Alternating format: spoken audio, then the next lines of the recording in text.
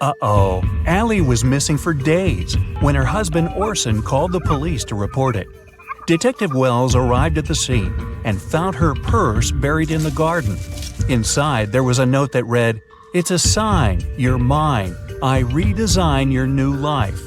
The police had 3 suspects with unusual names: Orson, her husband; Ryan, her best friend; and Atlas, her brother. Who took Allie?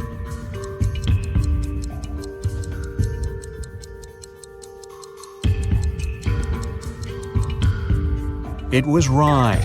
Almost all the words in the note rhyme with his name. While driving in a storm, John saw 3 people standing in the rain at the bus stop, but he only had 1 seat available in his car. Who gets the ride? His childhood friend, an old lady that looks like she's freezing, or his wife?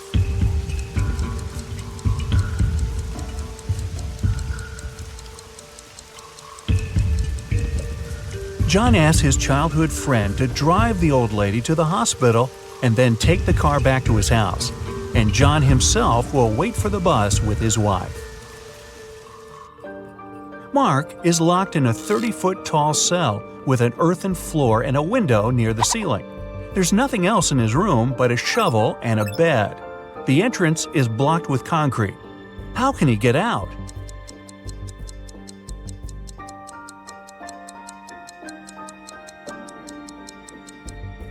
Mark can shovel the soil to the wall underneath the window and climb out. Detective Jones was called one day by Border Control about a suspicious pickup truck. Every day, the vehicle went back and forth between 2 countries with a large sack in the back of its truck bed. When the detective opened the sack, it was filled with sand. What was the driver smuggling?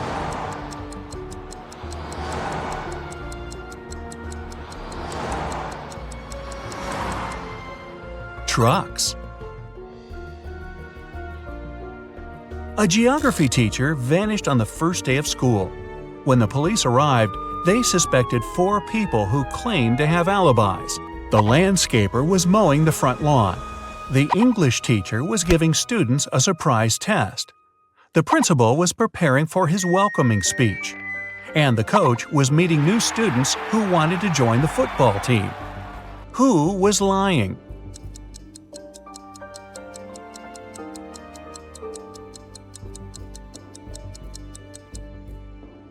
The English teacher, of course! Students don't get surprise tests on the first day.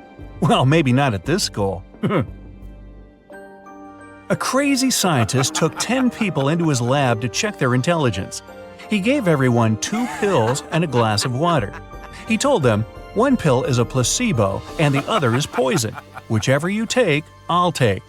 But somehow everyone ended up unconscious after the trial except for the scientist. How did he do it?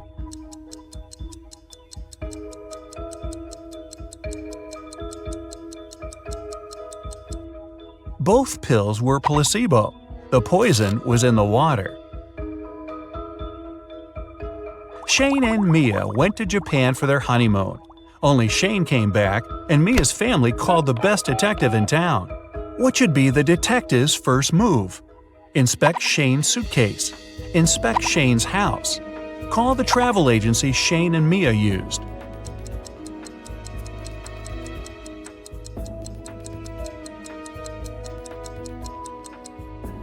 Call the agency to see how many return tickets Shane had booked. He's a suspect, and he shouldn't know the police are investigating him to avoid losing the evidence.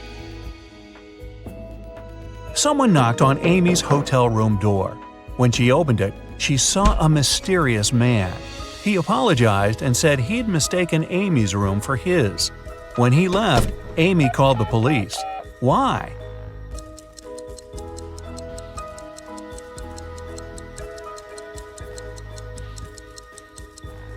Nobody knocks on the door of their own room. This is a technique used by people who want to break into someone's home.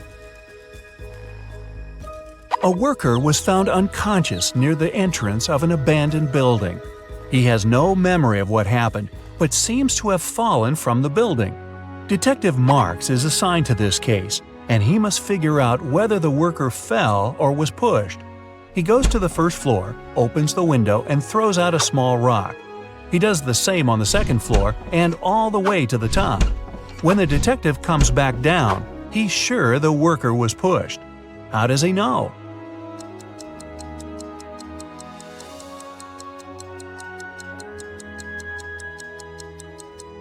He had to open windows on all floors to throw out rocks. This was an abandoned building, and someone closed the window right after pushing the worker. James ordered a coffee from his local bakery, put in some sugar, but then noticed a fly in his cup. He told the staff member, and they took back the coffee and brought him a new one. But when he got a sip, he got angry. Why?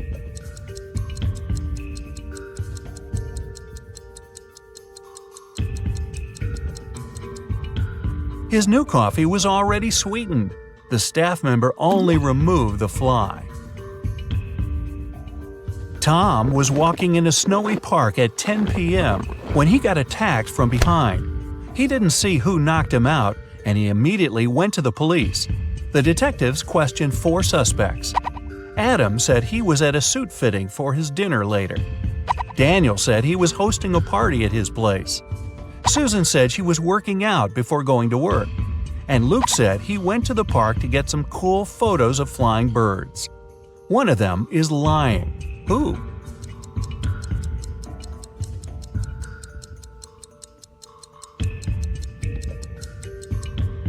It's Luke. It's next to impossible to see birds at night in winter. Right before the final soccer match, the team's goalkeeper went missing. The police arrived and they had 3 suspects from the rival team. Mike said he was signing autographs for his friends. Jake said he had broken his ankle and he was getting a massage. John was training at the gym before the match. The police immediately knew who did it.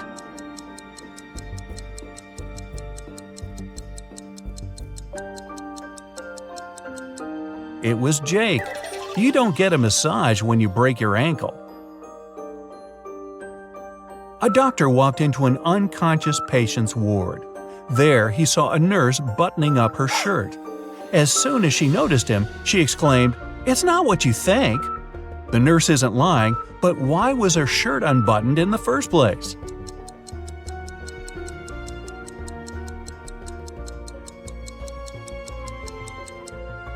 She got locked out of the changing room and knew that the patient was unconscious.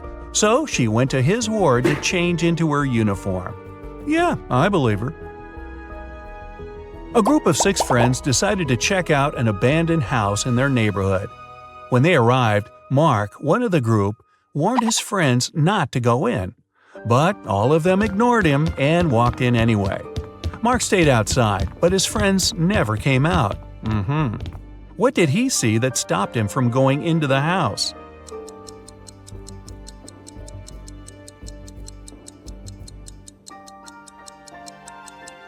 There were footprints going in, but none coming out. Detective Stevenson is taken by some of his mean supervisors who want to test his intelligence. They put him in a room with 2 doors. One leads to freedom, while the other opens onto a bottomless pit. There are 2 guards, either responsible for one door. One of them always tells the truth, while the other always lies. Stevenson doesn't know who's the honest one, and he can only ask one question to one of them. What should the question be to save his life?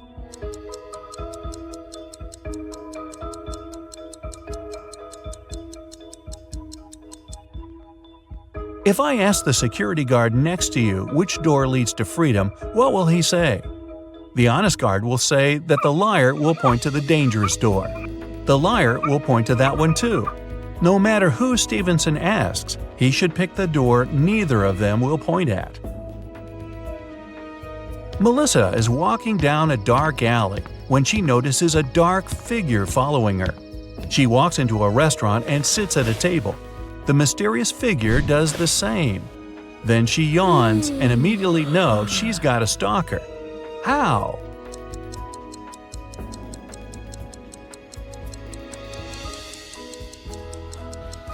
When she looked up, the mysterious figure was also yawning.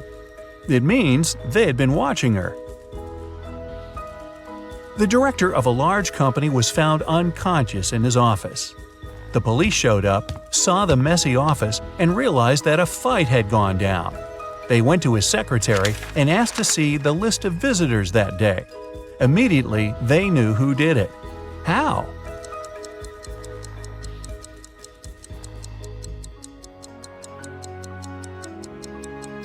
The last visitor was the culprit.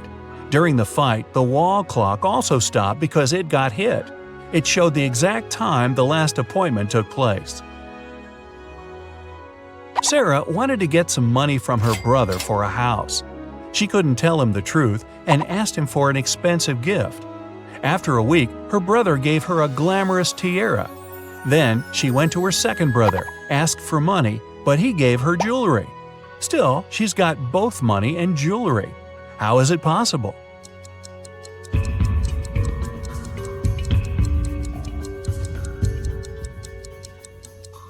She asked for a similar jewelry item and sold one of them. Susie went on a dating website and found 3 guys that she liked, all with some very impressive backgrounds. But only one of them is telling the truth. Can you guess which one? Shane said he was an astronaut. He went to Mars and enjoyed a beautiful sunset. Chris said he was a scientist and went to the North Pole. He enjoyed being on floating ice and seeing both Arctic foxes and penguins. Dylan said he was a pilot, and once he flew his helicopter so fast he broke the sound barrier.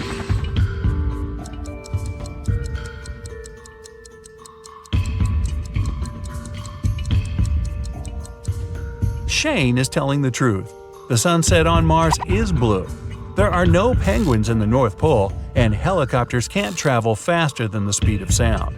Oh, and yes, we'll also ignore the fact that no one's been to Mars yet. Susie also thinks Shane has beautiful eyes, so who are we to disrupt this love connection? Guess the weight. Jake was buying veggies for his lunch recipe. He purchased a bag of carrots when a shady man approached him and told him, "Sir, I don't have any money with me, but I really need those carrots. Let's make a deal. If I write your carrots' exact weight on this paper, you'll have to give them to me. If I don't, I'll give you my watch." Jake agreed, thinking there was too small a chance for the stranger to guess the number correctly. The mysterious guy scribbled something on the paper and gave it to Jake. As soon as Jake read it, he handed him the bag of carrots. What did the man write on the paper?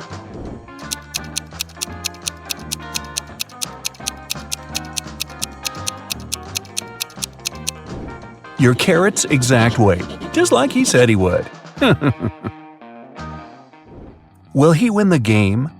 Mark was visiting a new game store in his neighborhood. That day, staff members were giving away free games if the customers answered their questions correctly.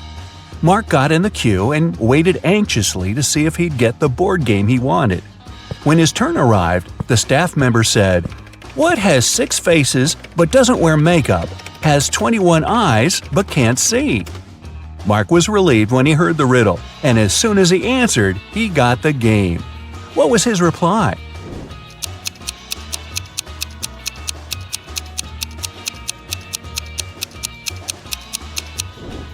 A dice. The indivisible apples. Sam went apple picking with his sister, and on the way back, they met their 4 cousins. There were only 5 apples in the basket, and Sam had to divide them equally between his sister and their cousins. But one apple had to remain in the basket that he'd take home. How would he divide the apples?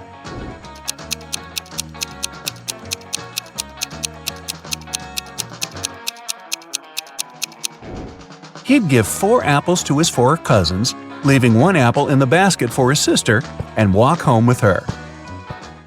The new retail store. John's friend Susie opened a new retail store, and she came up with a new method to price her stock. A tie cost $15, a belt $20, a beret $25, and a blazer $30. Using this method, how much would a handbag cost?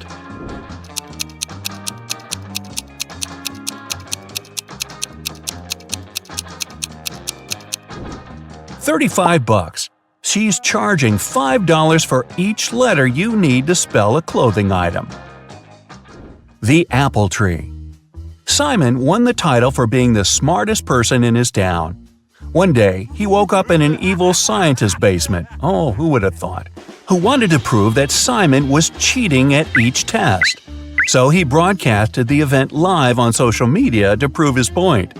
He said, "All right, Simon, I'll ask you a simple math question. A farmer in California has an apple tree in his backyard and supplies the fruit from the tree to a local grocery store. On Sunday, the store owner called the farmer to see how much fruit he'll deliver on Monday. The farmer knows that the main trunk has 26 branches. Each branch has exactly 15 boughs, each bough 8 twigs, and each twig 1 fruit. How many oranges will the farmer deliver?" Simon immediately gave the correct reply. Can you?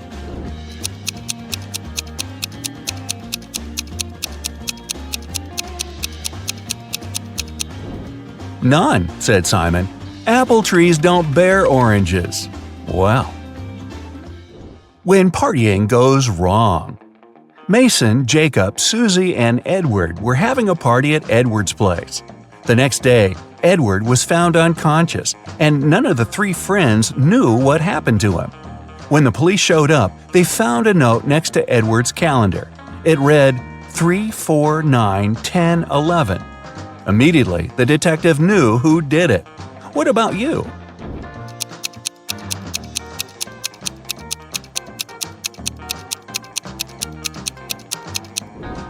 It was Mason. The note was next to a calendar. Take the first letters, transform them into months, and you get Mason. 3 equals March, 4 equals April, 9 equals September, 10 equals October, 11 equals… which one is that? Where's Mary? Sarah and Jamie were spending the weekend at Mary's house. On Saturday, they went to bed late, and when they woke up the next day, Mary was gone. She left a note on her nightstand that read, "Come find me here, noon-DL." What does the note point to? A city, a famous mountain, a forest, or an island?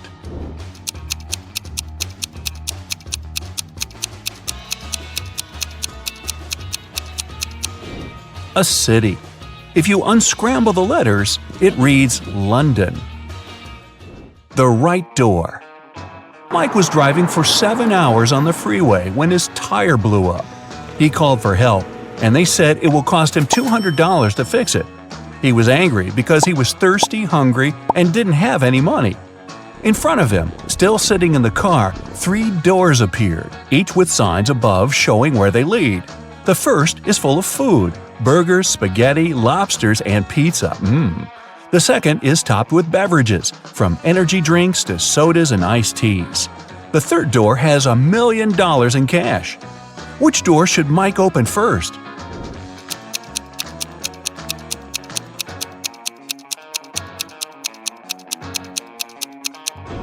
His car door. Who took the car? Mr. Ronald returned home from his 3-week vacation only to find his car missing. He left 3 of his employees at work to take care of the house, but none of them were there when he returned. To catch them off guard, Mr. Ronald video called each one. Sean said he was on the bus back home after a long night out. George said he was heading to school for his lecture, but he could pop by to help him find his car. Chris said he had just arrived at his hotel room in Italy and had no idea what happened with the vehicle. Right away, Mr. Ronald knew who was lying.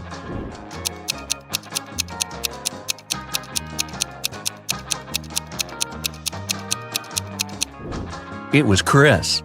The clock behind him showed the exact same time as the one on his phone. He wasn't in Italy. The correct path. Luke was hiking in the mountains for 2 days when he got lost. He came across 2 paths. One leads to a nearby town, and the other one will get him lost forever. There are two twin girls there who know which way leads to the town. Luke can only ask them one question, but there's a catch. One of the girls always lies, and the other always tells the truth. And Luke doesn't know which one will be truthful. 25 minutes later, Luke arrived at the nearby town. What did he ask the girls?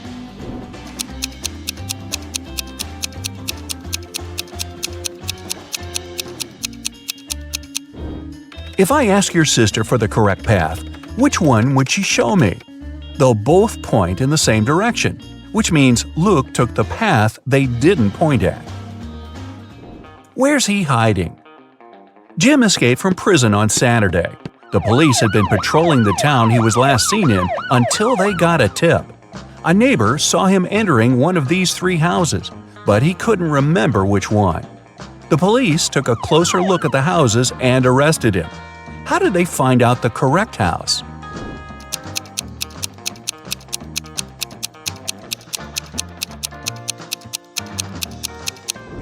It's the last one on the right.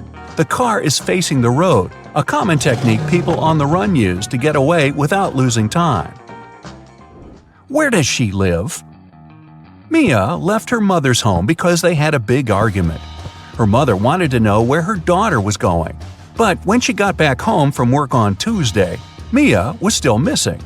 Mia didn't have a phone, and her mom didn't know where she went.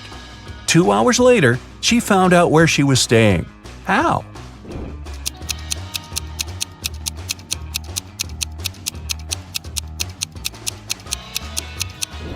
She dialed the last number on the phone and told the person on the other side that they'd won the lottery. She told them they needed their name and address to give them the prize. Which is the correct door? Shane is an archaeologist who snuck into some underground caves in Egypt. When the guards spotted him, they started chasing him. He ran fast and came across, guess what? 3 doors. Behind the first one were 4 aggressive crocodiles. Behind the second was an explosive device that would go off in 5 minutes. And behind the third was a dirty pond filled with bacteria and parasites. Which door should he pick?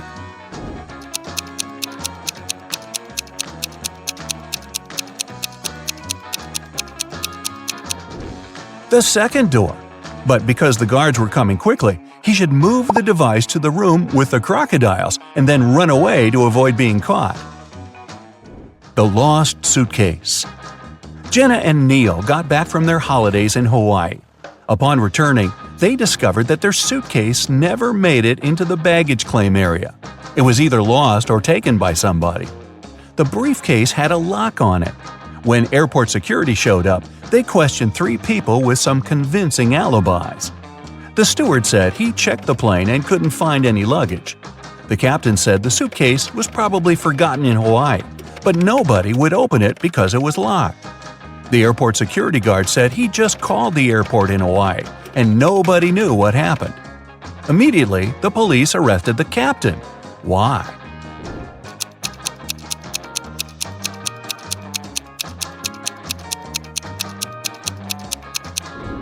He knew the suitcase was locked, but nobody told him that. The break-in. Susan's apartment was broken into the day before Halloween. When she went home from work and saw the mess, she called the police. The door didn't have any signs of a break-in, just an open window. The detectives questioned 3 of her neighbors. Mrs. Ruth was knitting a pair of gloves for her great-granddaughter. Michael said he was working a 14-hour shift the day before, and he was sleeping all day. Dennis said he had broken his leg and didn't leave his home for 3 weeks. The police immediately knew who was guilty.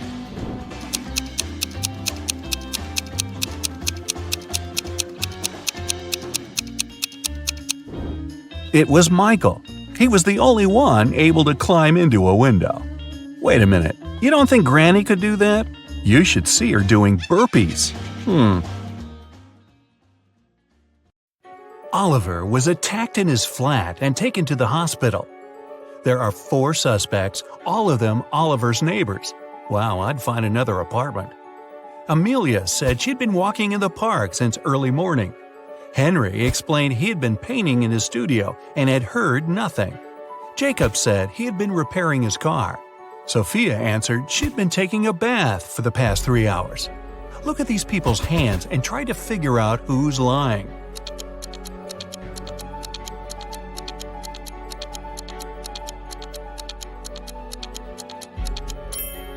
It's a bit strange that Jacob, who was repairing his car, and Henry, who was painting, both have such clean hands, but they could be wearing gloves. On the other hand, Sophia's hands and fingers don't have wrinkles, but it would be a natural skin reaction after 3 hours in a bathtub. Sophia, you've been caught smooth-handed. The police found out there was a new smuggler in town. 3 people were under suspicion: Luna, a school bus driver, Jackson, a fire truck driver, and Daniel, an ambulance driver.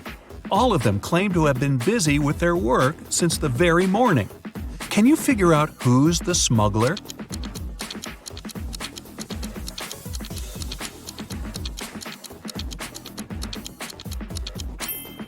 Look at the car Daniel drives. On such vehicles, the word ambulance is normally written backward. It's done so that other drivers can instantly read the inverted word in their rearview mirrors. Well, it seems Daniel has given himself away. It was the day when Jacob was supposed to be discharged from the hospital. He had spent a couple of months there and underwent several surgeries. His doctor told him he was going to be fine. It was safe for Jacob to leave the hospital. But the guy didn't believe these promises. In low spirits, he walked home. On the way, he accidentally bumps into an elderly lady. She gets furious and started to shout at Jacob. But instead of arguing back, he hugged the woman and ran home. Why?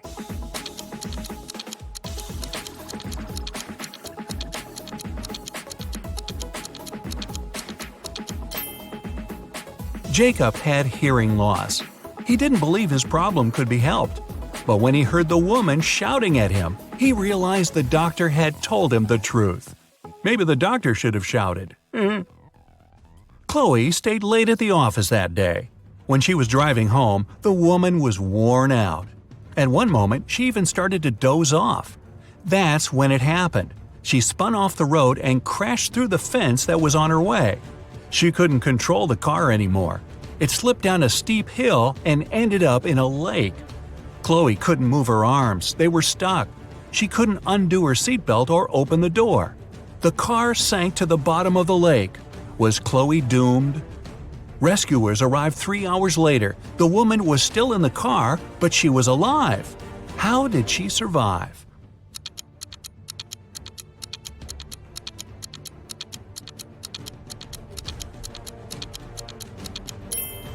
After the car hit the bottom of the lake, the water only came up to Chloe's throat. It was a very shallow lake. Good thing, huh? It was Jack's birthday, and the fellow got a present he had been dreaming about for ages – a motorbike. The next morning, he rode his bike to college and left it at the parking lot. During lunchtime, Jack decided to check on his motorbike. Imagine his horror when he found out someone had broken the mirrors. The security guard told Jack only 3 other people had left his building in the afternoon. They were Owen and Sam, 2 best friends, and Layla, the girl who once liked Jack but got turned down by him. Owen said he and Sam had gone to the campus cafe to get sandwiches for lunch. Sam confirmed this. He then added the bike could have been damaged by Layla out of revenge. But Layla told Jack her mother had visited her and they had spent 2 hours together. So, who's lying?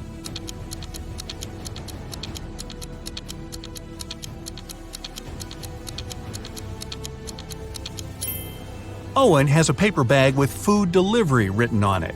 It means the guys ordered their lunch, not bought it in the cafe. They broke Jack's mirrors and tried to frame Layla. Not a good reflection on them, huh?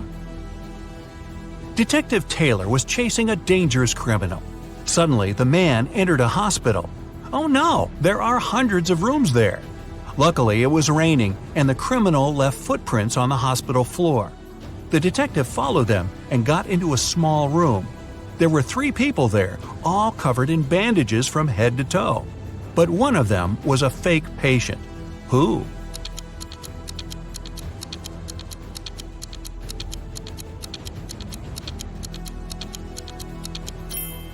It was the dude in the middle. He didn't even have a medical chart next to his bed. Very quick job on the bandages, though. The CEO of a large company called the police. He was sure that one of his employees, Victoria, had stolen a memory card with secret information. She was going to sell it to their competitors. The police arrived at Victoria's house, but the woman didn't let them in without a warrant. The officers had to leave to get all the necessary papers. By the time they were back, Victoria had already been sitting in her car, ready to drive off. The police officers arrested the woman. They searched her car and clothes, but found nothing. And then, when they were about to give up, one of the detectives realized where Victoria kept the memory card. Can you figure it out?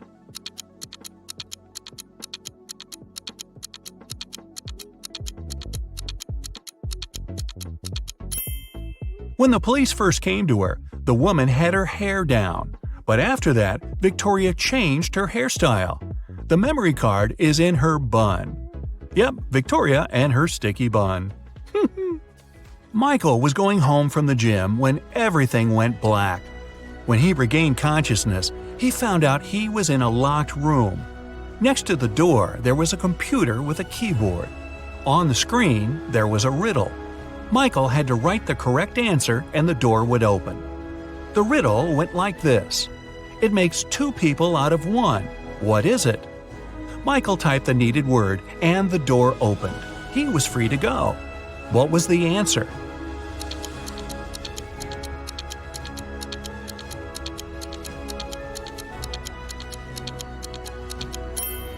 It's a mirror.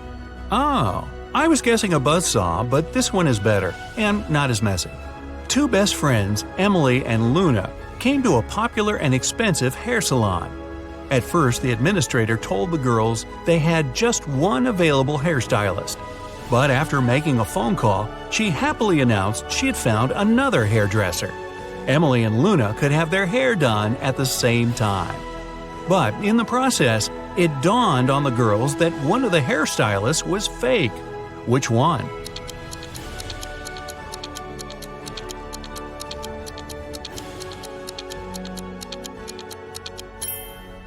Both hairstylists are using regular scissors, but instead of hairspray, the one on the left is holding a can of bug spray. Yeah, that's a big clue right there. A man on a bike grabbed Sarah's bag with all her documents, money, and smartphone and sped off. The only way the girl can get her bag back is by taking someone's car and driving after the criminal. There are 3 vehicles parked nearby. Which one can Sarah break into and drive off? Borrow.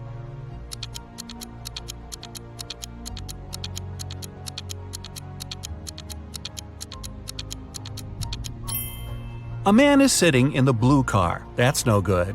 If she decides to take the red car, CCTV will spot her. Her only option is the brown vehicle. Oh, and Sarah, don't forget to return the wheels when you get your bag back, otherwise you'll be Grand Theft Sarah. Mary and her younger brother Alex were mushroom hunting in the forest. Wait, mushroom hunting? What do? Sneak up on them so they don't escape? Anyway, they started to quarrel. Alex got angry and ran away. After several minutes, Mary rushed after him. She was still fuming, but also worried. Soon, the girl reached a small river. A man was sitting on the shore. Did you see a teenager here?" Mary asked. "Yep, he's just taken a boat and made it to the other side." But Mary didn't believe the man. Why?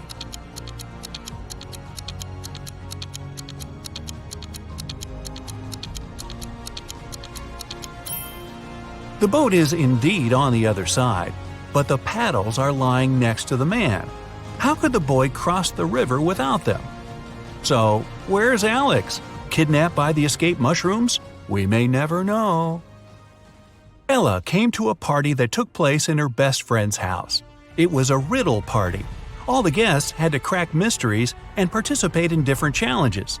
Ella's task was to get out of a locked room in the basement. The girl was blindfolded, taken downstairs, and left alone. After pulling the piece of cloth off her eyes, Ella noticed the door had a code lock. She also spotted a sheet of paper lying on the floor next to the door. There were 4 flowers drawn there. Ella looked at them for a while and entered the correct code. The door opened and the girl joined the party. So, what was the code?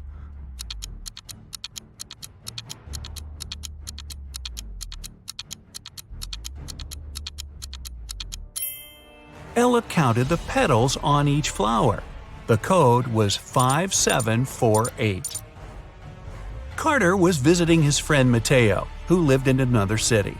Mateo loved riddles. In the evening, he challenged Carter to get the key to the guest room where the guy was supposed to be sleeping. Mateo dropped the key in the bucket filled with cold water and told Carter to get it. But he couldn't touch the water or use anything to pull the key out. That night, Carter slept in the guest room. How did he get the key?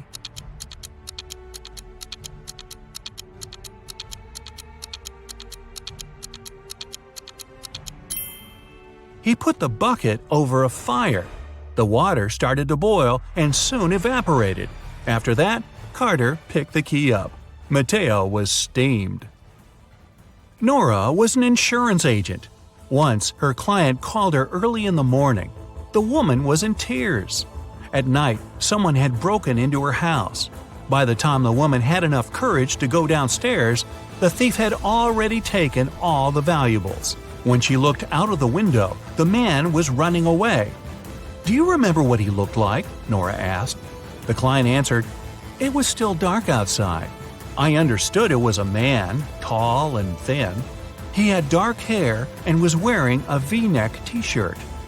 Nora immediately realized her client had staged the burglary. How did she figure it out?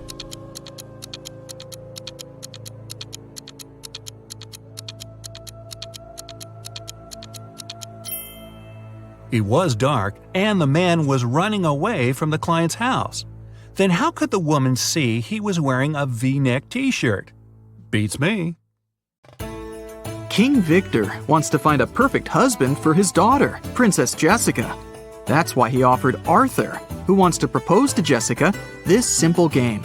He gave the guy 50 gold coins, 50 silver coins, and 2 empty bowls. Then the king said, "Put these 100 coins into these 2 bowls. You can divide them any way you like, as long as you use all the coins. Then I will blindfold you and move the bowls around. After that, you can choose 1 bowl and pull 1 coin out of it. If the coin is gold, you will marry my daughter. But if the coin is silver, you'll spend the rest of your life in jail." Can you help Arthur raise his chances to marry Jessica?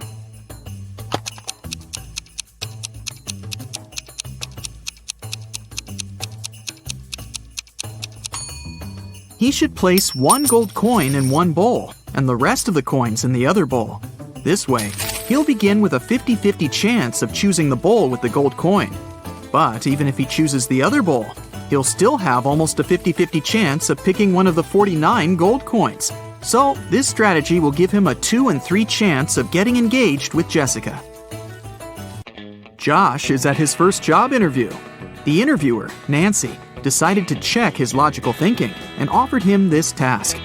You have a large tank of water and 3 buckets with a capacity of 4, 8, and 10 gallons respectively. You have to measure 3 gallons of water precisely using these buckets. How will you do it? Can you help Josh pass this test?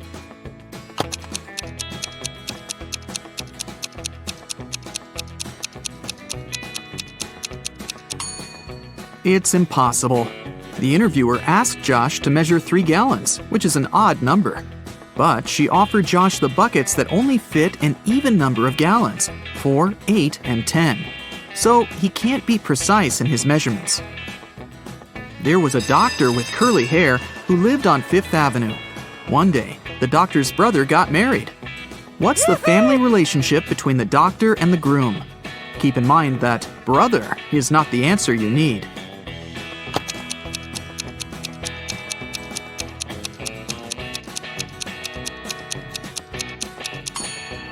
The doctor with curly hair is the sister of the man who got married. Jim met this pretty woman in his favorite park. After having a pleasant conversation with her, he asked, "What's your name?" She told him that her name was hidden on the license plate of her car. Here it is, WV733N. Can you figure out the woman's name?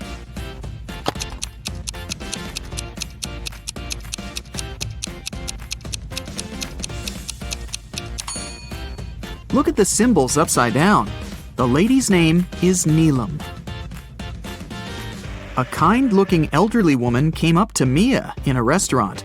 The woman said, "You look exactly like my younger daughter.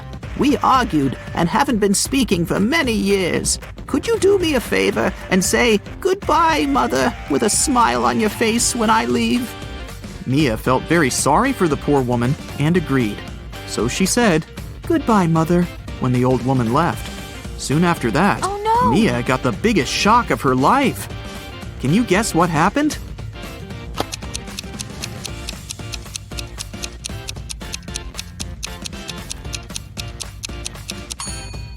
A waiter approached Mia and gave her the elderly woman's bill. The woman had assured the waiter that her daughter would pay for her meal. Oh no! Nancy took Josh to the office kitchen. Can you see anything weird on the table?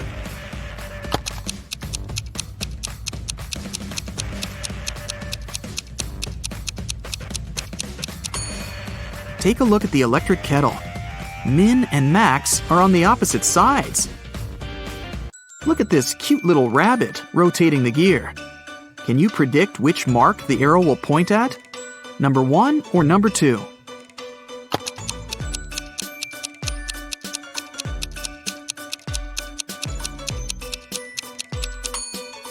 The second. The gears in direct contact will always rotate in opposite directions. There are 40 elephants, and they have 44 heads. How can this be possible?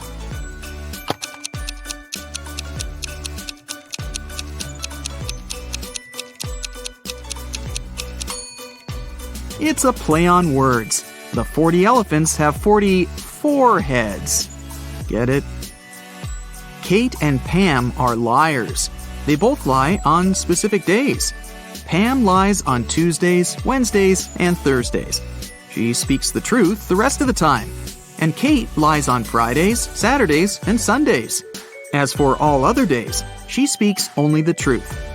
Can you figure out that one day of the week when both Kate and Pam can say, "Tomorrow I'll lie"?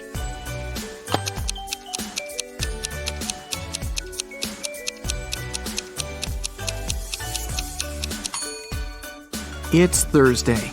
Let's suppose that any girl is telling the truth when she says, "Tomorrow I'll lie." She will have to keep her promise and lie the next day. But if her statement was false, then she'd have to speak the truth the next day.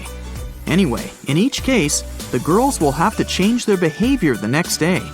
Now, it's pretty clear that Kate can only say that on Thursday or Sunday, and Pam can say that on Monday or Thursday.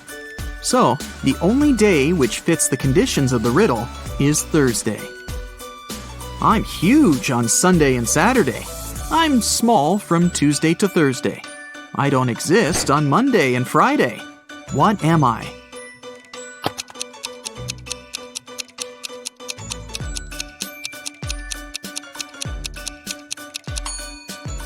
The letter S. Mike is a famous treasure hunter. He is stuck in a cave with 4 doors. Unfortunately, each door hides some serious danger. The room behind the first one is filled with ice. Anyone who enters it gets frozen in seconds. There are 2 hungry sharks waiting behind the second door.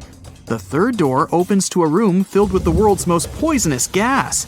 And the fourth door leads to a room filled with giant magnifying lenses that increase the heat from the sun. Anyone and anything that enters gets burned in no time. Uh-oh. Can you help Mike escape?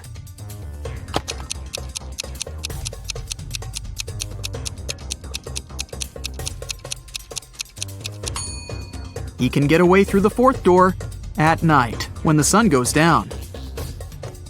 Bobby needs to crack a secret code using the following clues.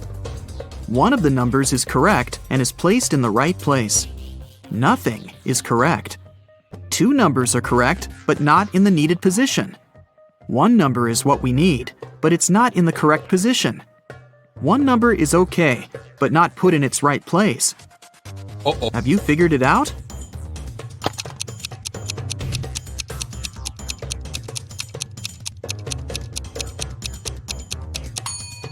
Let's begin with statement 2.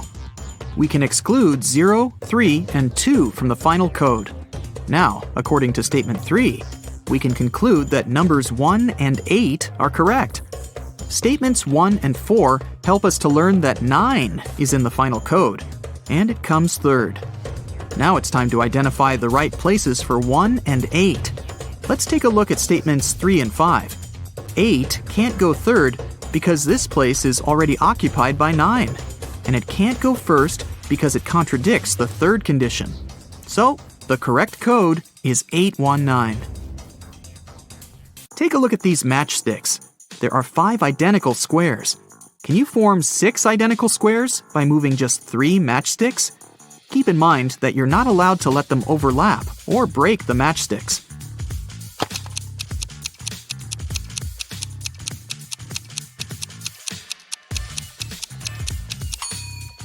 Here's the way. Take these 3 matchsticks at the bottom and place them vertically in the center of the squares in the middle row. Voila! Now you have 6 identical squares. Several robbers locked Fred in a room. The room is almost empty. There's a piano with notes, a calendar, and a waterbed. The room is locked from the outside. Can you guess what Fred ate and drank and how he escaped from the room? To crack this riddle, you definitely need to think outside the box.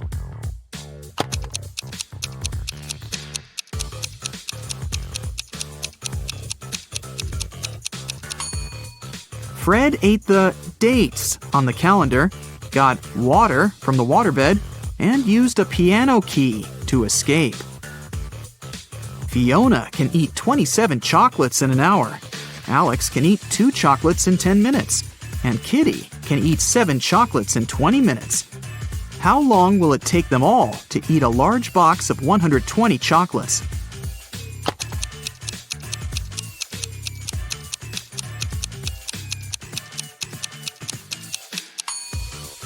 Two hours.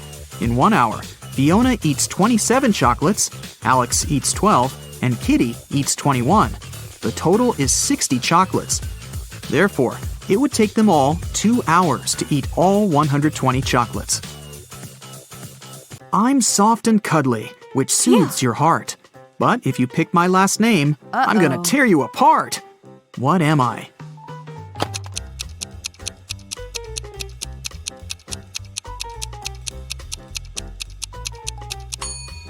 I'm a teddy bear. There are 2 sand hourglasses. The small one can measure 5 hours, and the large one can measure 7 hours. How can we measure 16 hours with the help of 2 hourglasses running together?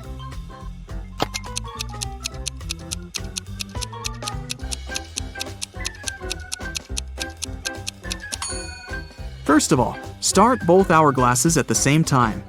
5 hours later, flip over the small hourglass. Then wait for 2 hours and flip over the large hourglass as soon as it finishes its first 7-hour cycle. When the small hourglass finishes the second cycle, this will mean that 10 hours have passed. At this point, the large hourglass will have been running for 3 hours. So now, you should flip over both the small and large hourglasses. This way, you'll make the large hourglass run for 3 hours. When the large hourglass finishes its 3-hour cycle, this will mean that 13 hours have passed. Now, flip both the small and large hourglasses over again. When the small hourglass runs out of sand, it will mark another 3 hours. You've just measured 16 hours, and the mission is accomplished. Can you guess which color should be added to the top of this tree?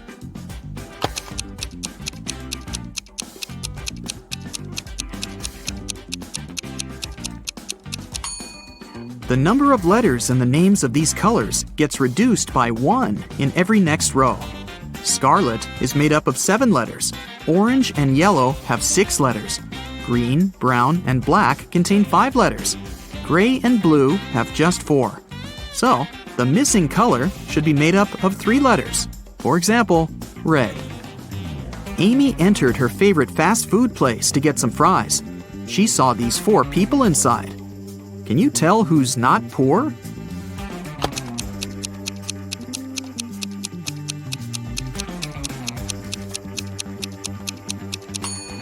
The first lady has a fake Gucci bag. This gentleman has a patch on his jacket. The third woman has threads sticking out of her suit. And the fourth guy has a bunch of expensive gadgets.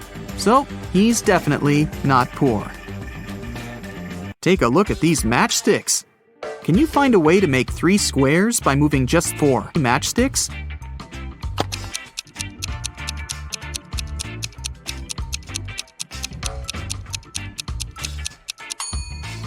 Here's the right way. The accountant says, "The attorney is my brother." But the attorney claims he doesn't have a brother. Who's lying?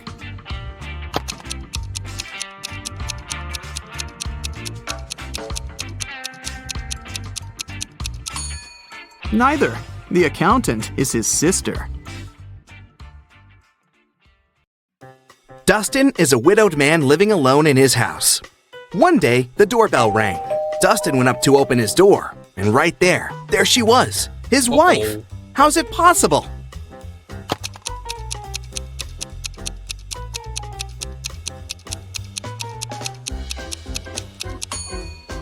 I hope you kept your eyes wide open for this one. Look, there's a photo of Dustin and his wife on the wall. His wife has a birthmark on her cheek. The woman that just appeared doesn't have it, so it must be Dustin's wife's twin sister. Dylan was grounded, and he wasn't allowed to meet even his girlfriend for a week. One evening, when Dylan's mom returned home from work, she found Dylan in his room and asked him if he'd met anyone that day. Dylan said that he'd been at home, studying all day. His mom didn't believe him. Why?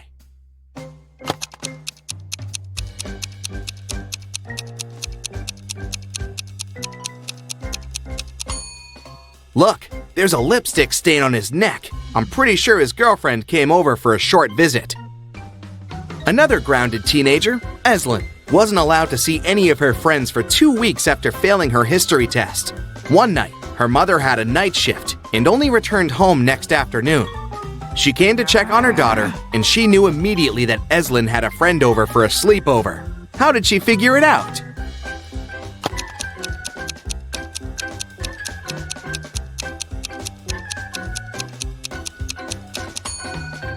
Examine Eslyn's room carefully. 2 plates, 2 cups, 2 forks. She wasn't the only one eating dinner in her room last night, and she wasn't smart enough to clean up after. Smells like 2 more weeks to me.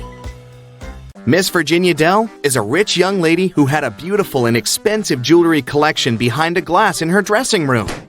One morning, she found that someone broke the glass and stole her jewelry. Miss Dell's cleaning lady claimed that she had cleaned the room at around 5 a.m. and the jewelry was still there. Virginia's best friend, who was staying in her house that week, said that she had never even walked in the dressing room. Virginia's cousin, who was also staying with her for the holiday, said that she'd walked in the dressing room in the morning, but hadn't paid any attention to the jewelry, and for sure hadn't stolen anything. Who is the liar?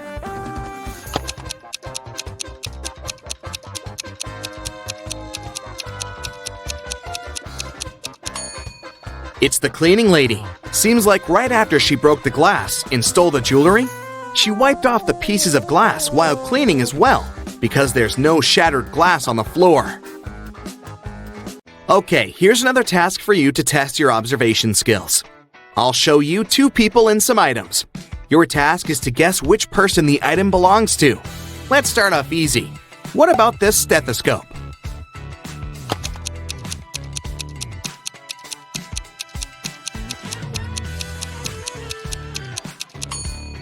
Well, it should definitely belong to this doctor on the right. 2 more people. Any guesses who the owner of this bracelet is?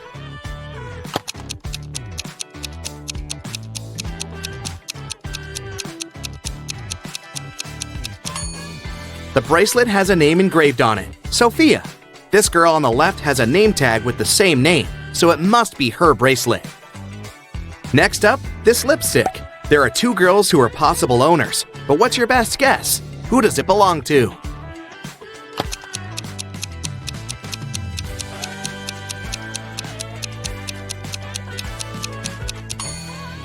It must be this girl. Both of them are wearing lipstick, but this girl has the exact same shade as the lipstick itself. Earring and two girls again to choose from. Any guesses?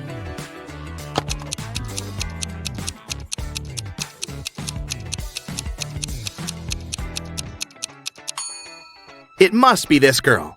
Her ears are pierced, and the other girls aren't. The next item is the hairdryer. Who do you think it belongs to?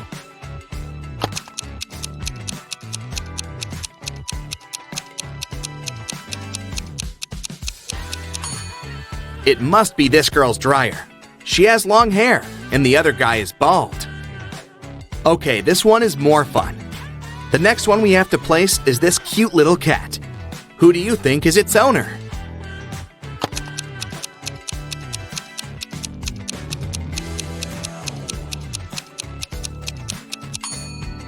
See that this girl's legs are a bit scratched? They give her away completely. It's her cat. One last item for you to place.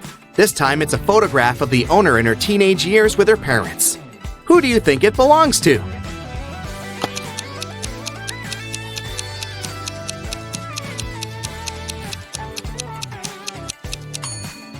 The teen in the photo is a redhead with green eyes. There's just one redhead girl with green eyes, and here she is.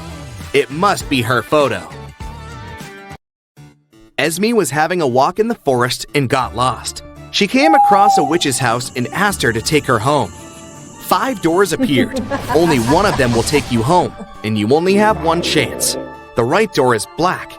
It's not next to the leftmost or the rightmost door. It's not the door in the middle either. Which door should Esme choose?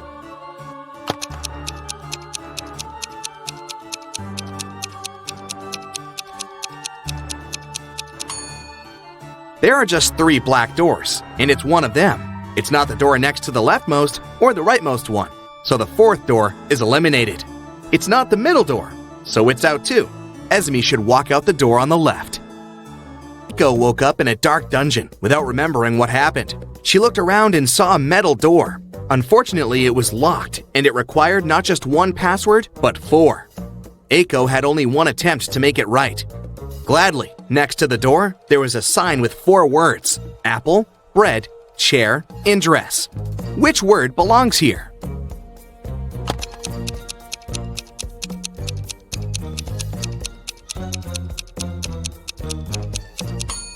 Pay attention to the shapes of each password.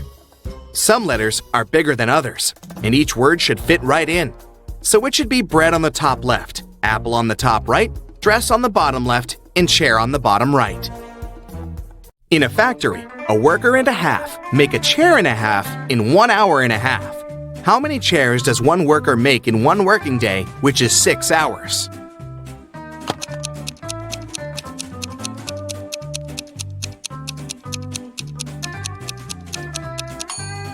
If 1.5 workers make 1.5 chairs in 1.5 hours, it means that one worker makes 1 chair in the same time, which is 1.5 hours. So in a 6-hour working day, one worker makes 4 chairs. It was a lazy day, but as soon as it started raining, a city's police officer got a call. Mr. Jones said that someone had just bumped into his car and drove away. The officer arrived. They found one person nearby fixing his car's tire. Mr. Jones said that it was the gentleman who had bumped into his car. The gentleman said that it couldn't be true, since he had been trying to fix his car for over an hour now, and was there the whole time. Who is lying?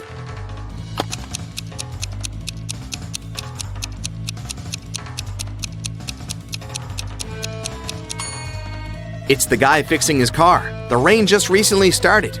If he'd been fixing his car the whole time, the ground underneath his car would be dry. But it's wet, which means his car broke down just recently, probably when he was driving away after the accident. A crew of pirates arrived at a deserted island in the Caribbean at night. In the early morning, the captain went ashore to find his secret stash with all the treasures hidden in it. But when he reached it, the treasures weren't there. Someone from his crew had gone ashore earlier and stolen all of it. There were 3 suspects: Bill, first mate, Gil, bosun, and Will, cook.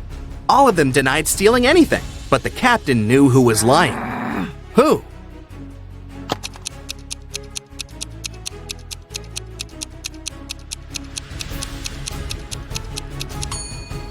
There are footprints on the shore from earlier that don't belong to the captain. One is a footprint, but the other one is a hole from a stick. The robber must be Gil, the bosun, because he is the only one with a wooden leg. Let's start with training your eyes a bit. Can you find an odd one out here?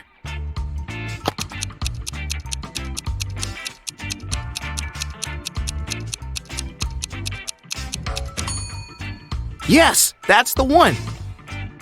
Another one for you. Look carefully, and you only have several seconds to find the imposter.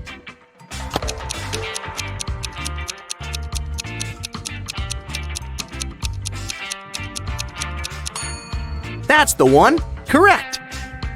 Now the game is getting a bit harder, but I know you've got it. What do you say?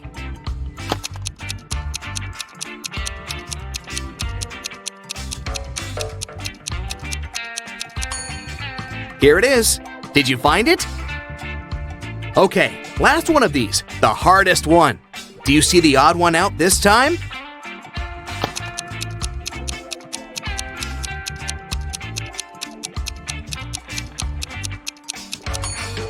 There it is! Great job! Wow. While working late at night in a top-secret laboratory, Michael finally managed to create the DNA of a hybrid monstrous creature. After all that hard work, he decided to grab a quick coffee and donut as a little reward. But he came back and saw that the specimen had disappeared from the incubator. Michael lined up Ryan, Jeff, and Laura and confronted them. Who took an important top-secret piece of research I was working on? Ryan said he'd been busy doing some additional research on a separate project and had no idea what was going on. Jeff said he hadn't touched the hybrid creature and had been in the archives digging through some files he needed. And Laura said she'd been in the bathroom the whole time. So, who took the specimen?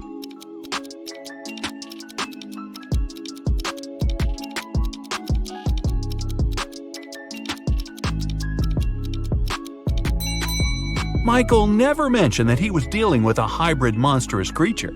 Jeff just let himself get caught. Better think smart next time. Anne absolutely loathes winter, but just like anyone else, she has to go out and do stuff. She had just moved to a snowy city for work and experiences some of the coldest winters. But she managed to make it to the mall to do some quick shopping through a huge blizzard. When she came back to her parked car, she discovered that someone broke into it and took her belongings.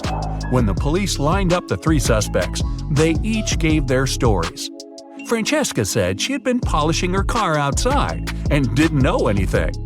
Ned said he'd been shopping for clothes, and Earl said he'd been sitting in a cafe on the upper floor of the mall. The police arrested the suspect. Who was it?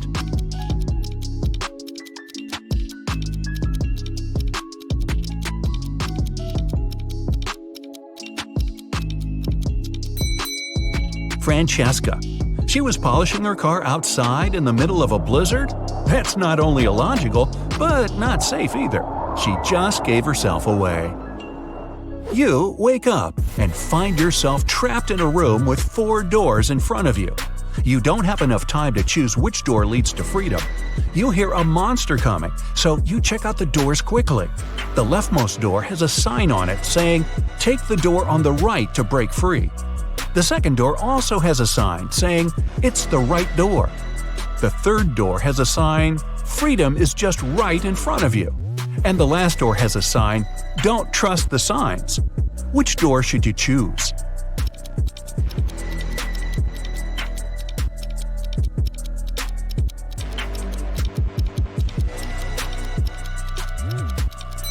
The last door.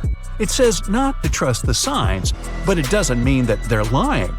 The first door says to take the door on the right. Not necessarily the last door on the right, but just the one on the right. The second one says it's the right door. Not the correct door, but the right door, as in the door on the right. The third door says freedom is just right in front of you. That just doesn't make any sense, does it? So it's the last door on the right that leads to freedom. Mason was extremely happy when he got the news that his sister Jane was coming to town. He had just started a new job and couldn't wait to host her for the first time. She was only able to see some nice pictures of the places he visited, including where he lived. When he picked her up from the airport, he noticed something slightly off about her. She was robotic with her responses and seemed stiff with her movements. She wouldn't eat and only insisted that she wanted to rest up. Strange. Had he been watching too much sci-fi? After a while, Mason hears a knock on the door, and to his surprise, it's Jane. But I thought… Jane tells him that the Jane in his apartment is an imposter. When the Jane in the bedroom goes out and sees the other Jane sitting on the couch, they're both in shock. They both try to convince Mason that they're the real Jane. But who will Mason believe?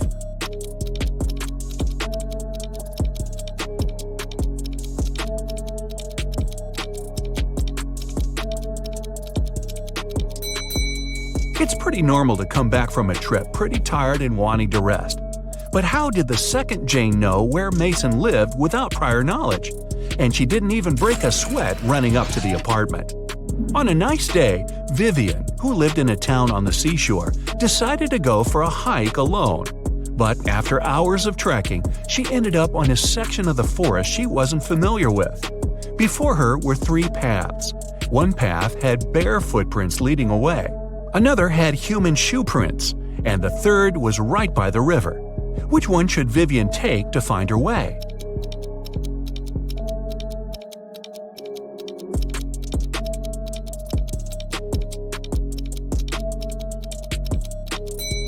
The river path. Since she lives in a coastal town, the river mouth most likely ends up in the sea. That way, she could figure out where she is. Melissa is sharing a train car with 3 other people. It's a very hot day and the air conditioner doesn't even work. James starts complaining and only calms down after opening the window. Melissa lays down her red silk scarf her grandmother gave her next to her. Judith compliments it. Robert, a senior, mentions that he forgot to bring a gift for his wife who will pick him up from the train station. James has a crush on Judith. After a while, Melissa goes to the bathroom and comes back to find the scarf missing. Who was the one who took it?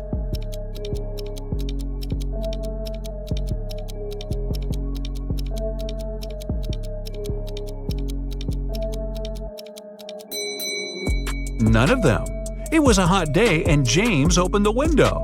The wind sent the scarf flying right out of it. Some zombies have Diego trapped in a room. They're surrounding him. He's stuck and can't escape. Their arms are breaking in and reaching for him.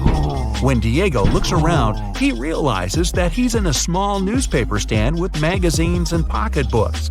And looking around him more attentively, he finds a roll of tape nearby. How can he avoid those nasty bites?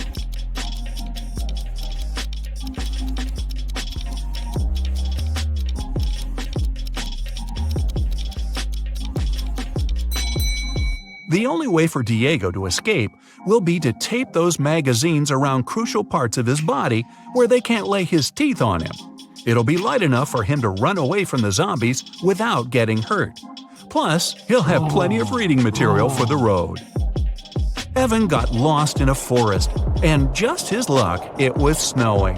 The only thing the police searching for him found were 4 parallel lines leading into the forest. Something doesn't seem right, they thought, and took several people into questioning. Nick said he had been at the store buying some groceries. Vanessa said she had been babysitting. Christina had been at work the whole time. After hearing the stories, they arrested Nick. Why?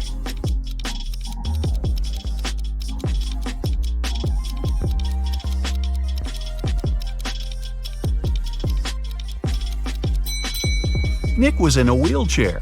The 4 parallel lines were left by Nick rolling into the forest and back out. It's the beginning of a new school year, and Dave started a new job as a computer studies teacher at a local high school. Another fellow teacher, Roy, didn't really welcome him because he wanted that position. But at the end of the day, there was a security breach which leaked out a lot of important information about the school. When the police questioned everyone, including Roy and Dave, they each gave their stories. Dave said, "I was checking exam papers and was at the staff room the whole time." Roy said, "I was preparing homework for my classes when everything happened." Who should the police arrest? Who was lying?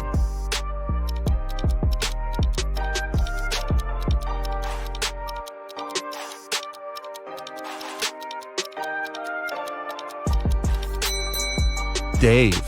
There wouldn't be any exams on the first day of school. Gareth is in a pickle. He's at the police station looking at the lined-up suspects, one of whom stole Beth's bag while she was having a picnic in the park. He observes them. Beth describes the culprit as someone big, no hair, and wearing a black jacket. All the men lined up matched the description. Gareth looks at each of them, and they all have one distinct trait that makes them stand out from each other. Suspect number 1 has a beard. Number 2 is wearing shorts. And number 3 is wearing glasses. Gareth knows immediately who to arrest. Who is it?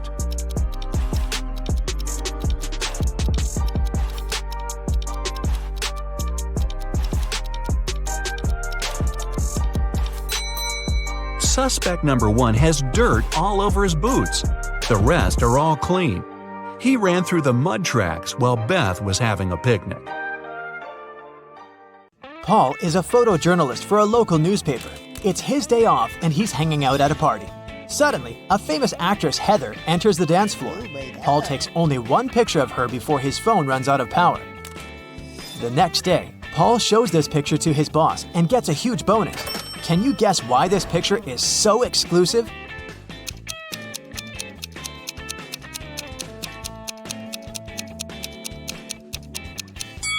Heather is stealing money from this lady's pocket.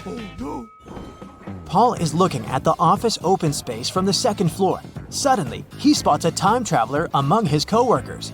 Can you see this person too?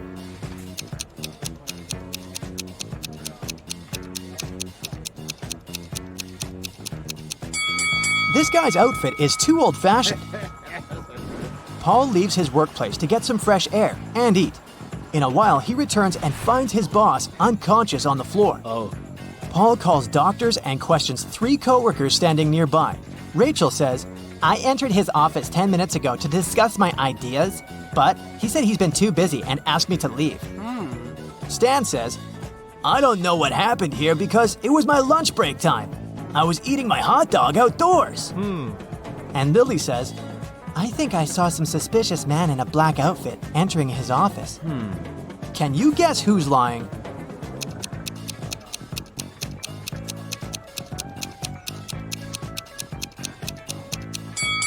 Stan. He has an unpacked hot dog on his desk, so he was definitely doing something else during his lunch break. Paul arrives downtown to take some pictures. He's looking out the window of one of the buildings and sees this horrible scene. Why is he doing it? Do you have any ideas?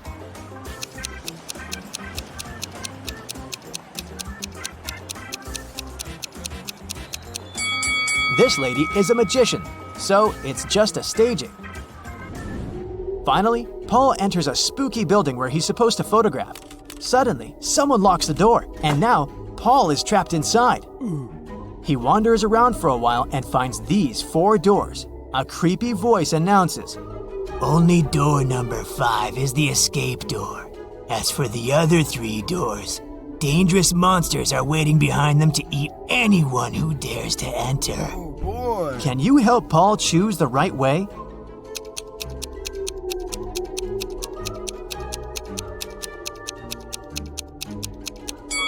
He should choose the first door.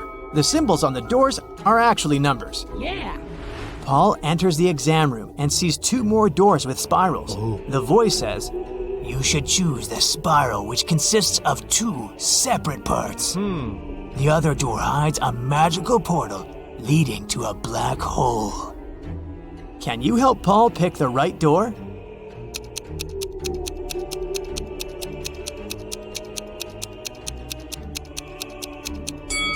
It's the second one. Paul opens the door and finds himself in a suspicious hall. He sees a metal door with a combination lock, but it's locked and requires a 6-number code. What would you suggest?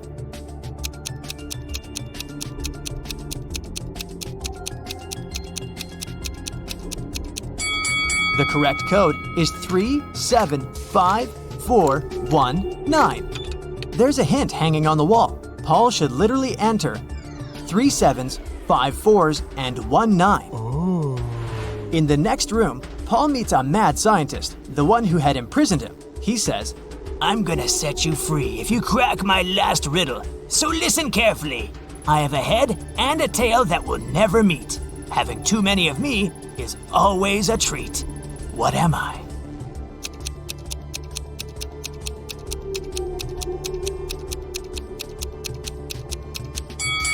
The correct answer is a coin. The scientist says, Okay, you can go now. There are 3 doors for you to choose from. Unfortunately, each door is hiding some danger. There's a tank with a hungry shark behind the first door. And there's a bunch of balloons filled with toxic gas behind the second door. And there's a giant cobra waiting behind the third door. Can you help Paul choose the safest option to escape?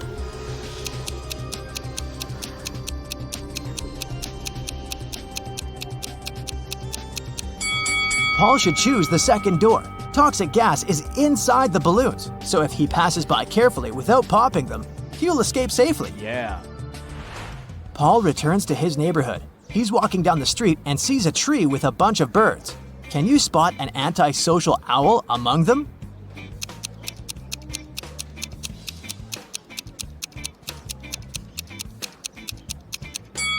This owl is looking away from the rest of the group. There are 2 houses with 2 single women living next to Paul. One of them used to live in poverty all her life, but today she robbed a bank. Can you spot this woman?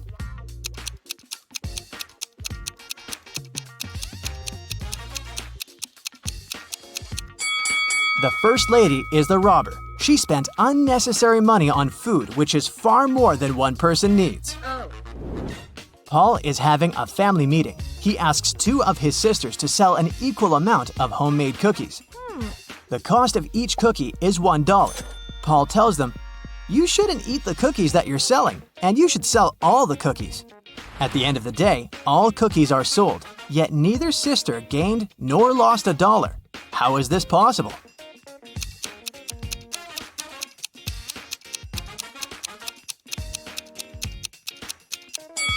The first sister bought a cookie from the other one, and the second sister bought a cookie from the first one, and so on. In the evening, Paul is having a family dinner, but one of the guests is an imposter. Can you guess who?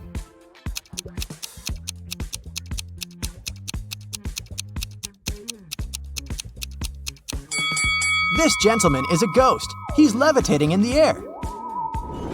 The next day, Paul arrives at his workplace and sees his coworker standing near this mirror. Lily says, it's rumored that anyone who stood up in front of that mirror at 4:44 ended up disappearing forever. The guys decide to debunk that myth. Lily approaches the mirror at 4:44, but nothing happens. They laugh at the rumor and get back to business. After work, everyone goes home, but Lily stays for a little longer to finish her work. After doing that, she walks up to the mirror and disappears. The clock says 7:16. Why did it happen at the wrong time?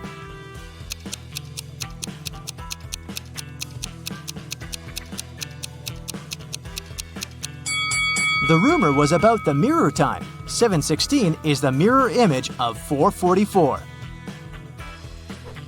Paul wants to rescue Lily, so he goes to the most famous wicked witch in his town.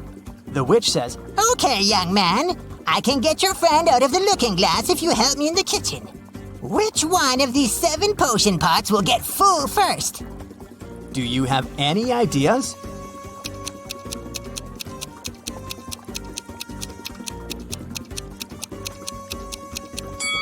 Outlets to the first and fifth pots are blocked at the initial point, so they won't fill. Nothing is connected to the sixth pot. The outlet under the second pot is also blocked in the end. Outlets to pots 3, 4, and 7 are blocked in the middle, so they won't fill. Therefore, no pot will ever fill. The witch is satisfied with Paul's answer. She shows him 4 doors and says, Your friend is behind one of these doors. You only have one chance to pick the right one. Good luck! Can you help Paul find Lily?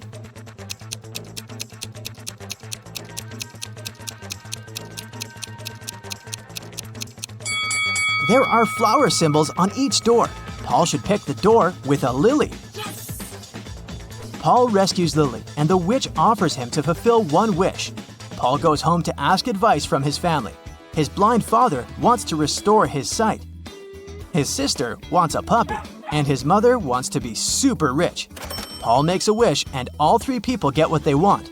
What was Paul's wish?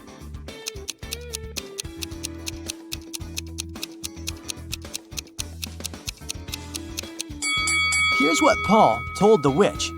My father wants to see our puppy digging in a pile of gold coins.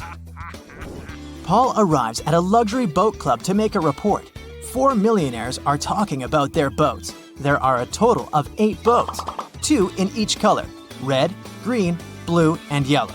Each millionaire owns 2 boats, but no millionaire has 2 boats of the same color. Alex doesn't have a yellow boat, Bob doesn't have a red boat, but he does have a green one. One of the millionaires has a yellow boat and a blue boat, and another millionaire has a green boat and a blue boat. Charles has a yellow boat. David has a blue boat, but he doesn't have a green one. Can you guess the colors of boats owned by each millionaire?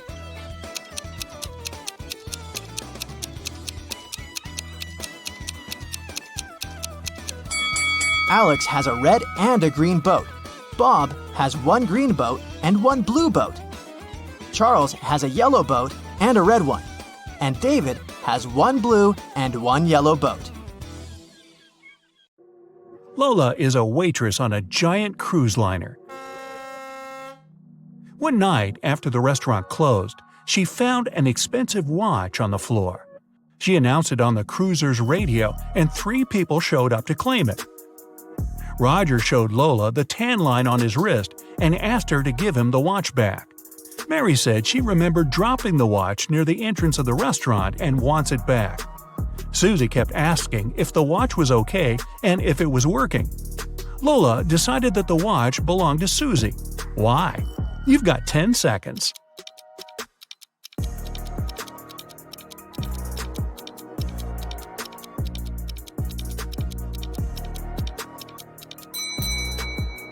Roger's tan line on his wrist is too small compared to the watch Lola found. And if Mary remembered where she dropped the watch, why didn't she pick it up? Susie knows how expensive her watch is, and she was worried it broke. Jenna and Michael were out partying on Halloween night. Michael told Jenna she wouldn't dare to go to a 120-year-old abandoned castle on the other side of town. Rumor had it that a mad scientist used to live there.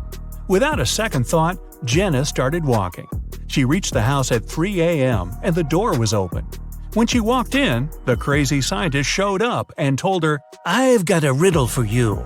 If you answer it correctly, you're free to go. If not, I get to do my scientific experiments on you. A sphere has 3, a circle has 2, and a point has 0. What is it?" You've got 9 seconds to find out.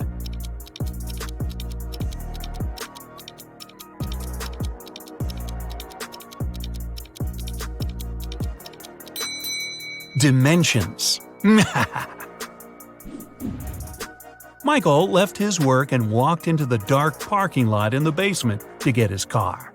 When he approached his vehicle, he saw a 4-pin lock on his door. He kept looking at it when his boss showed up. He told Michael, "I want to see if you're smart enough to get a promotion. You only get 1 try. If you figure the code, tomorrow you'll move to the executive's office." His boss gave Michael a piece of paper that read, "Which was the latest passing year that was the same upside down?" Michael started thinking of all the years that passed, and the next day he got the promotion. You have 8 seconds. Think fast.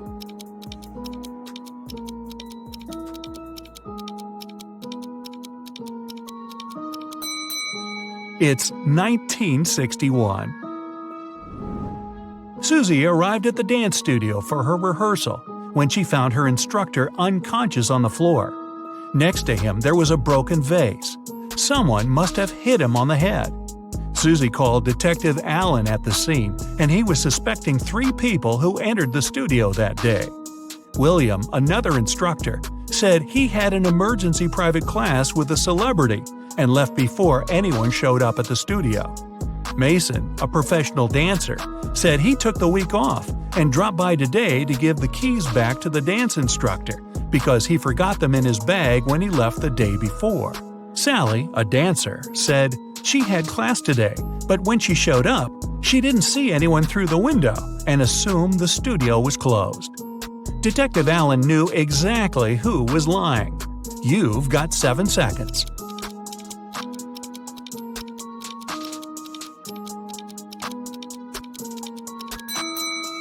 It was Sally. Her fingers are covered in bandages and cuts. They must have happened when she broke the vase. Lucy was walking back home from the restaurant. She was talking on the phone to her sister and took a shortcut through a creepy park. Suddenly, someone came behind her and snatched her handbag from her shoulder. She tried to chase them, but it was too dark. She only saw a figure going into the cinema. Lucy followed them there, and when she went in, she only saw 3 girls standing there and questioned them. The first girl said she just got there, and she's waiting for her friend to arrive. She said she's holding a big bag to sneak some food into the theater. The second girl said she missed the movie because she has a broken leg and it took her a while to get all the way to the cinema, so she's waiting for the next viewing. The third girl said she came back from her friend's house and wanted to see what movies are playing. Lucy took a good look at them and knew exactly who was lying. You've got 6 seconds.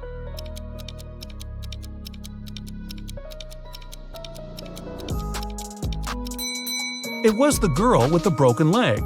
Her left leg is broken, and instead of holding the crutch on the left to support her weight, she has it on the right side. Alex was at the park, snapping photos of trees and flowers for a photography competition. When he finished, he placed his camera on the bench and tried to disassemble his equipment to head back to his car. Suddenly, he heard someone running, and his camera was gone. He saw the person going inside a blue car. Alex got the rest of his stuff and followed the robber. He then saw the car parked outside a restaurant. He walked in and saw 3 people sitting down. Can you guess which of them is the robber? You have 5 seconds.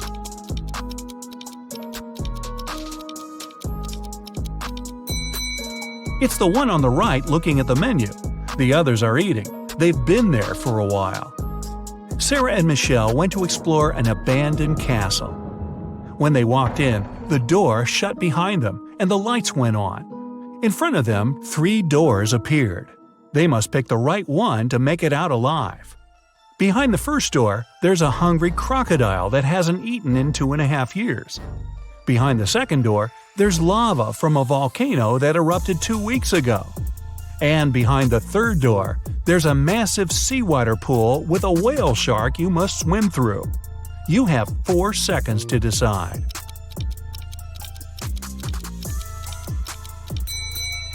Crocodiles can go without food for 3 years, and lava can remain hot when it's well insulated for months.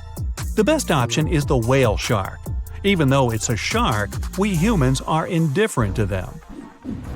Tori was the lead actress in a movie.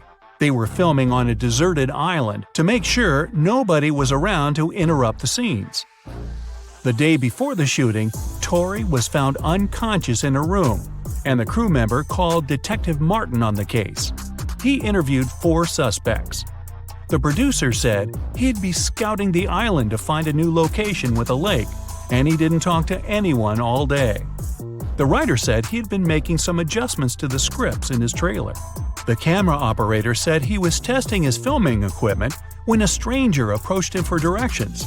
He ran off to help them. The director was sitting on the beach, writing down notes about small details he wanted to add to the movie. Detective Martin figured it out in 3 seconds. Can you?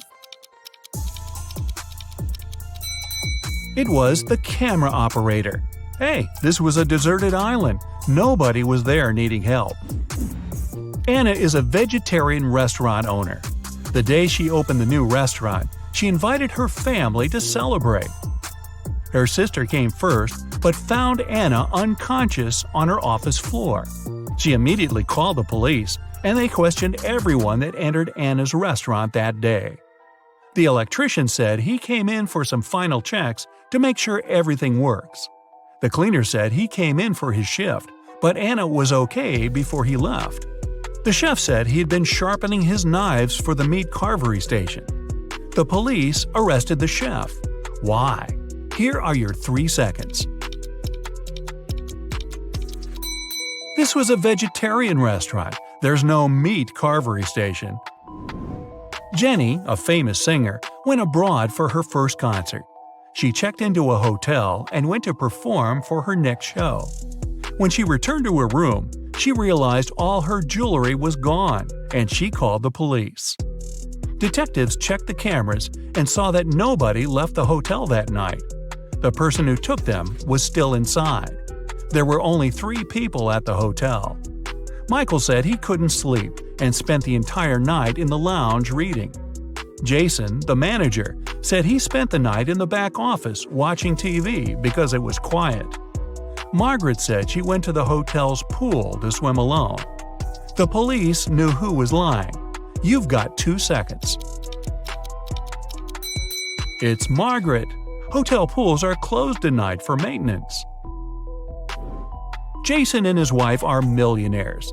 They have 3 sons and 2 daughters. All kids were going on a camping trip together, and the couple will have the weekend for themselves to relax. When they woke up the next day, all their money was taken from their safe, and they called the police. When the officers showed up, they interviewed the 3 people who were in the house that morning. The butler said he was cleaning the car after driving the kids to the camping site. The chef said he was busy preparing a huge breakfast for the family.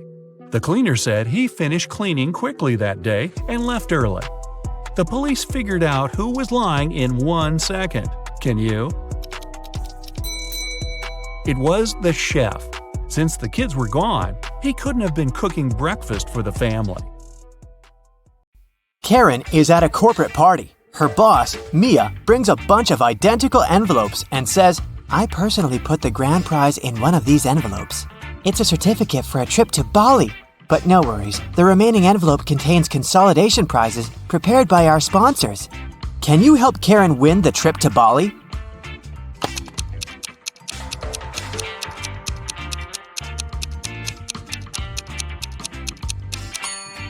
There's a lipstick print on this envelope. Mia has a similar lip color. She said that she had personally packed only 1 envelope, so the grand prize should be here. The day of Karen's flight to Bali has finally come. She calls a taxi to the airport. Soon, 3 identical taxis arrive at her porch. But only one of these drivers can actually give Karen a safe ride. Can you guess who?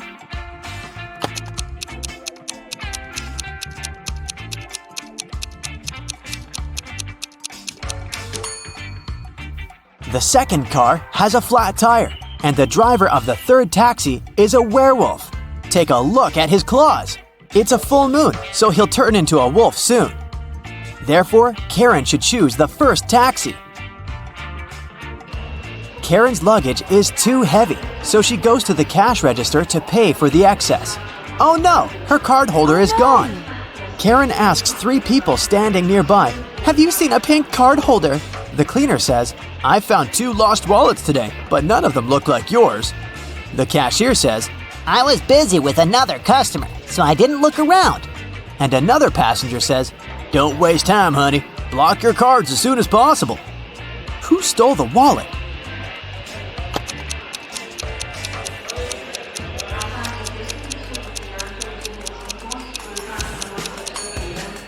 Nobody. Karen put it in the fold of her hat and forgot it there. See? On the plane, the steward asks Karen to switch seats with another passenger. Karen can choose one of these 3 seats. Can you help her figure out the best option?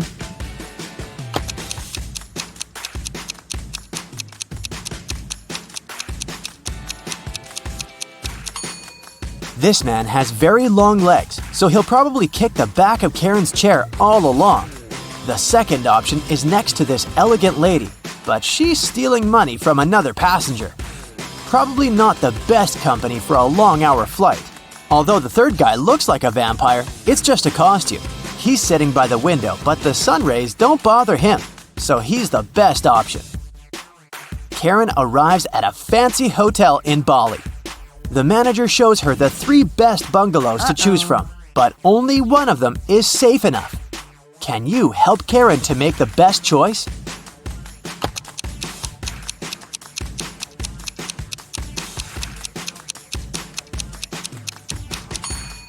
The first bungalow doesn't have a door, which makes Karen an easy target for robbers and mosquitoes. And there's a scorpion under the bed in the third bungalow, so she should choose the second one. On the beach, Karen meets 3 ladies who claim to be millionaires and show her pictures to prove it. But one of them is fake rich. Can you guess who?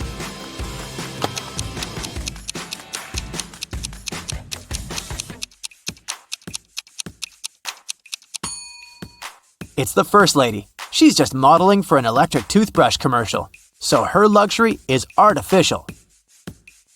Karen is walking down the shore and sees a party. It's a beach wedding, so the bride and groom don't wear traditional costumes. Can you find the newlyweds among these people?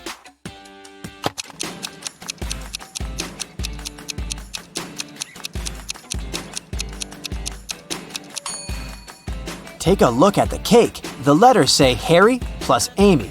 This lady is wearing a necklace with the name Amy, so she's the bride. And now, look at the flower garland around her neck. Only one person is wearing the identical garland, this guy, so he's probably the groom. Karen spots her former classmate, Tom, among the guests. He's talking to a strange lady. The lady is wearing a hoodie and standing with her back turned to Karen, so Karen can't see her face. Tom and the lady leave together and hide from everyone on the roof of the beach restaurant where the party takes place. Later that night, Karen also visits the roof. There's no one else here, but after checking the roof, Karen knows for sure which of these 3 ladies is Tom's secret girlfriend. How did she know?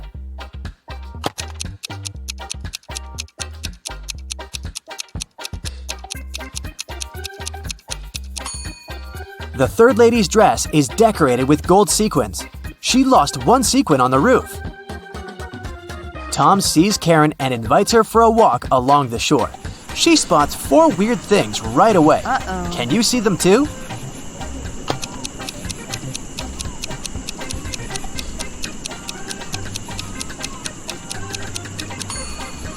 A mermaid is hiding in the waves.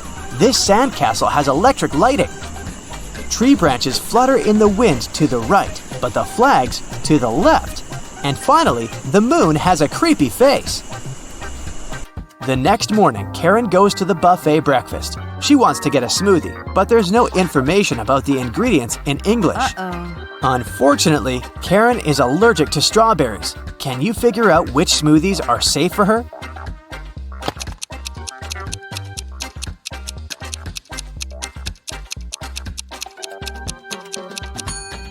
It's all about the color. Only the green and yellow smoothies don't contain any strawberries for sure. Other options are risky. Karen enters a spa center. The manager asks her to wait for 15 minutes. Karen takes a seat and falls asleep. She wakes up after a while and finds out that someone had given her a heart-shaped tattoo. She questions 3 suspects. Bobby, the client, says, "Lady, I've just arrived on my motorbike. If I see any crazy tattoo artists around here, I'll tell you." Leah says, "I've been cleaning the bathroom within the last 30 minutes. And Tony, the massage therapist, says, "Sorry, I was busy with my client, so I didn't look at you at all." Who's lying?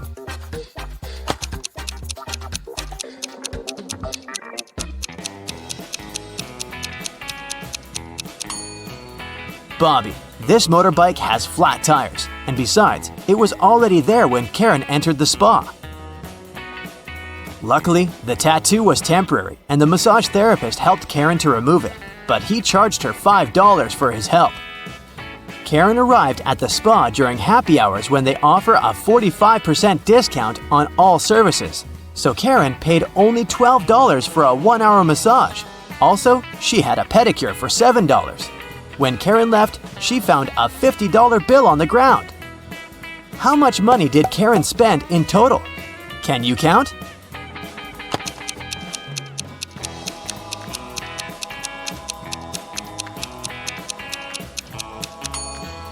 Karen spent a total of $24. As for this $50 bill, it's fake, so it doesn't make any difference. Karen brings her clothes to the local laundry owned by 3 sisters. She returns to pick up her stuff in 5 hours. Unfortunately, someone has burned her favorite dress with an iron. Karen gets furious and questions the sisters. Mia says, "I didn't iron today, it must be Pia." Pia says, Nah, I was planting roses in the garden all day. It must be Gia. and Gia says, "I don't know who's guilty because I've been away all day." Who burned Karen's dress?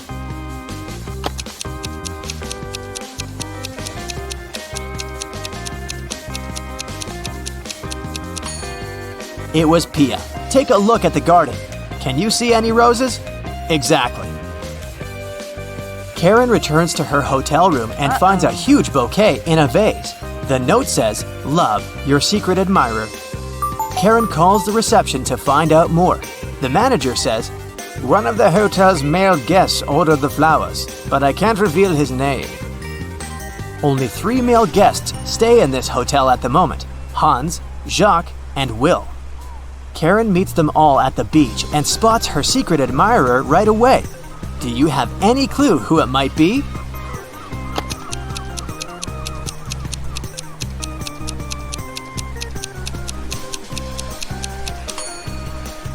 Karen received pink lilies. Take a look at Hans's shirt. It has a print with pink lilies. He loves these flowers, but this doesn't prove anything. Will has a tan line from a wedding ring, and he's taking pictures of his wife surfing. But Jacques is writing in the sand, and his handwriting looks suspiciously similar to the love note. Spotted! Karen and Jacques go for a walk. He brings her to a pier with 3 boats. Jacques says, "If you manage to guess where my boat is, I'm going to give it away to you." Can you help Karen find the right answer?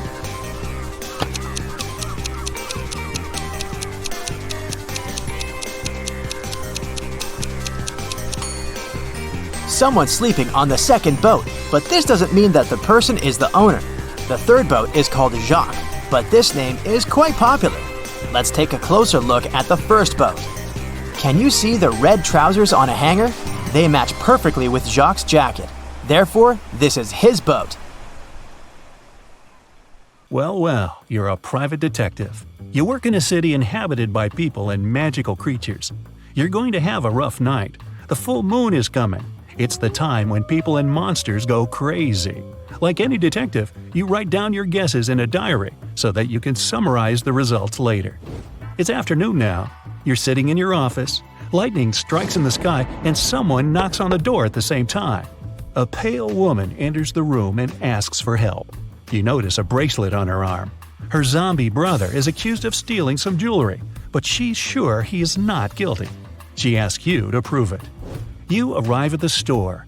On a broken display case where the jewelry used to be, you notice fingerprints. There are 3 suspects: a werewolf, an elf, and a zombie. Which of them is the thief?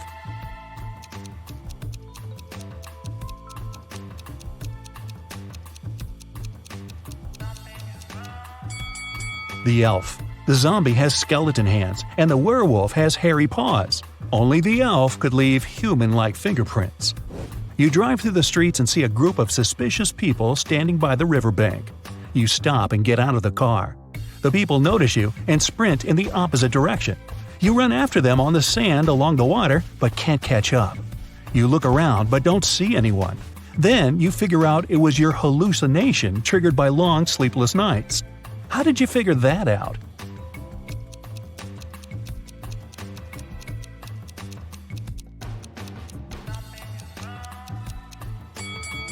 You ran after these people on the sand, but you can only see the footprints of your boots. You're walking back to the car and hear some screams coming from the water. A woman is calling for help. You run into the river and swim toward the drowning woman. But when you approach her, you see 3 people. They're all screaming, but only one of them is a real human and needs help. The rest are mermaids who want to lure you to their kingdom. How can you find out who the real woman is?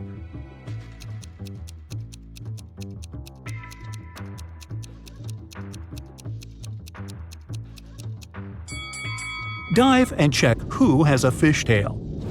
You save the woman and go to the car. It starts raining. You don't want to catch a cold, so you decide to change your clothes in your apartment. But suddenly, you hear someone scream for help outside. You run out of the apartment and forget to lock the door. A woman is crying in the street. She's standing near the road. In the distance, you can see a car leaving at high speed. The woman says her new car has just been stolen. You get into your vehicle and start chasing the criminal. The suspect gets out of the car and runs toward an abandoned house. He climbs over the fence and disappears inside. You go there after him. In a small hall, 5 zombies are walking in different directions. But zombies don't drive cars. One of them is the thief pretending to be a zombie. Who is it exactly?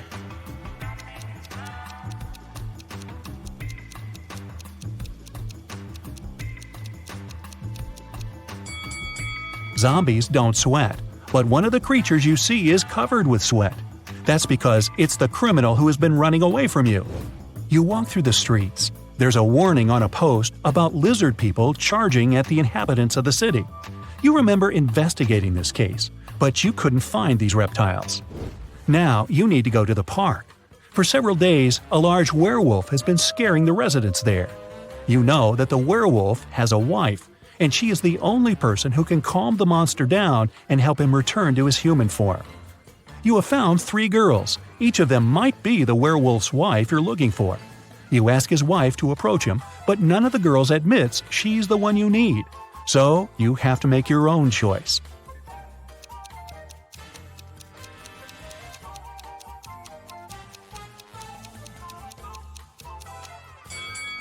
Do you see some wool on this girl's clothes? It's the wolf's fur, which means she's the wife. She walks up to the monster, hugs it, and the werewolf turns into a human. You're hungry. You drop by a pizzeria. The owner of the restaurant says that someone has taken all his weekly earnings from the safe. The thief wore gloves and left no fingerprints. The video cameras were turned off. You know this pizzeria has had several similar incidents over the past year. Every time, the insurance company paid the owner the entire amount that had been stolen. You're sure the owner took his own money to use the insurance again. Take a look at the office and prove that the owner is guilty.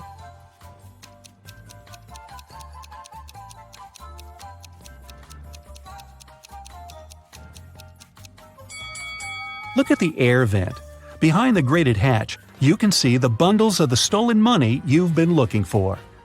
There's a long night ahead, and you're feeling sleepy. You go to a small cafe to get coffee. You give the money to the saleswoman and take the cup with the drink. You take a sip and realize the woman is in danger right now. How do you know that?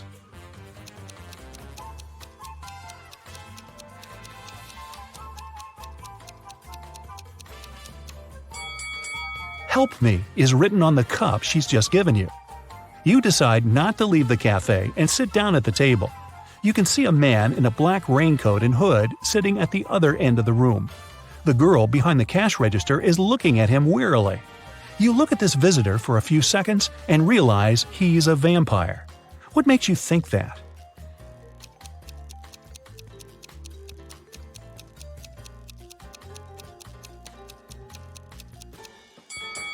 It's night outside. You can see your reflection in the window. The hooded man is sitting by the window too, but isn't reflected in it. He's a vampire. The coffee has cheered you up a little. You're walking along the street, lost in thought. That's why you don't notice an open maintenance hole in front of you. You fall and find yourself in a dark sewer. Phew! Fortunately, you're not hurt. Shh! You can hear some noise at a distance. You turn on your flashlight and slowly walk forward. Soon, you come across a cage with several people inside.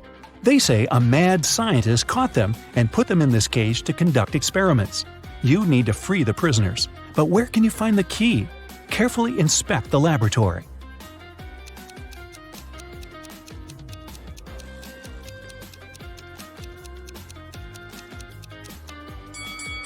One of the jars with chemicals standing on the shelf has a key inside. You take it out and are about to open the cage, but the scientist returns. He tells you not to do this. The people inside are actually mutant lizards. The scientist admits that he accidentally turned regular crocodiles into humans. The scientist managed to catch these monsters and put them in this cage. He's going to turn them back into reptiles and let them go. The prisoners say they are humans, and the scientist lies. Who do you believe?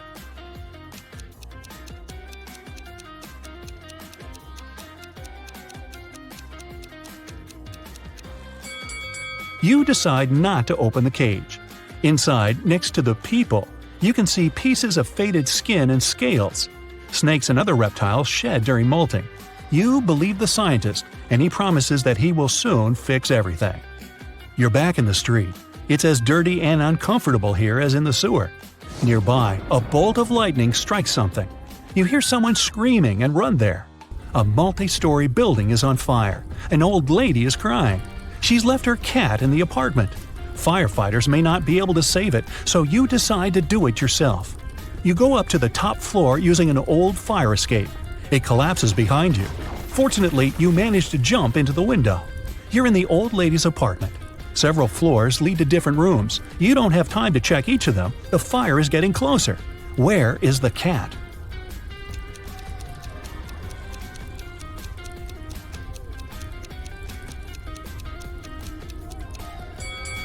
That door is scratched at the bottom. Those are claw marks. The cat must be there.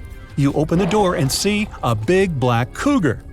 The fire is everywhere, and you can't go out through the main entrance. There is a window leading to the backyard and a fire escape.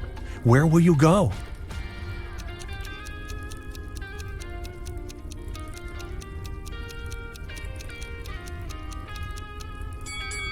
The fire escape collapsed when you were trying to get into the apartment.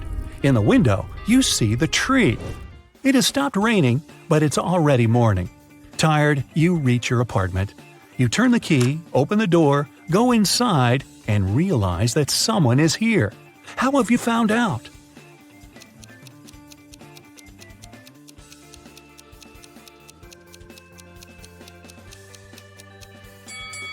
You were in a hurry and forgot to lock the apartment door while leaving. Someone got in and locked the door from the inside, and you had to use the key to open it. You see a human silhouette standing in the shadows and realize that you know this person. Who is it?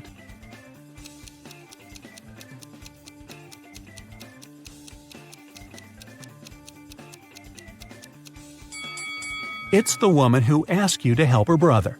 She was wearing a red bracelet. The silhouette has the same accessory. I came here to thank you in person. The door was open, but you weren't at home, the woman says. She asks, how many puzzles have you solved tonight? You realize it's time to look at what you've got. 0 to 3 points. It's too early for you to go out to patrol the streets of a dangerous city and help people. You need more experience. Practice and solve more logical puzzles. 4 to 8 points. Not bad. You've solved more than half of your cases. The city is grateful for that. 9 to 11 points. You're one of the best detectives in this city. Every day you help people, but you feel that you can do better. 12 to 14 points. The sirens of police cars, screams, suspicious faces in dark alleys. You can't live without it, and the city can't live without you. Nellie is approaching a picturesque field. She's carrying a package. If she doesn't manage to open it before reaching the field, she won't survive. Can you guess what's in the package?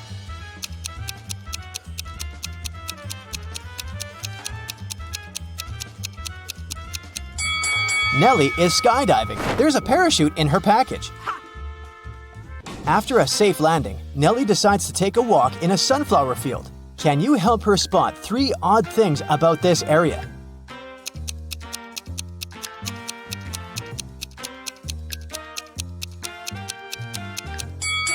This straw man is winking. This sunflower has teeth. And there are 2 suns in the sky. Nellie walks too far and gets lost in the woods. She wanders around for a while and meets 4 guys sitting on one big tree. Can you help her rank them in order of foolishness?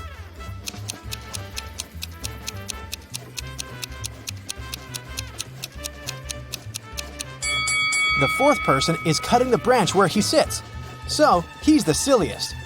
The first person is sitting on the branch that will soon be cut by the second guy, so the first person is the second most foolish. The second person doesn't see that he's about to fall too, so he's the third. And finally, the third guy. He's a bad person, but definitely not a stupid one. Nellie moves on and finds a highway. 3 people offer to give her a ride to the nearest town. Can you help Nellie choose the safest driver?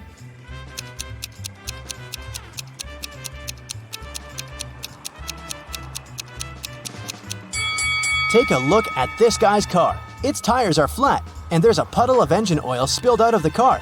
Probably not the safest choice. This beautiful lady and her car are both translucent because they're ghosts. As for this gloomy trucker, he looks pretty reliable. Yeah. Nellie enters the local coffee shop and meets 2 ladies. Both ladies tell her that they are daughters of a famous billionaire. Can you guess who's lying?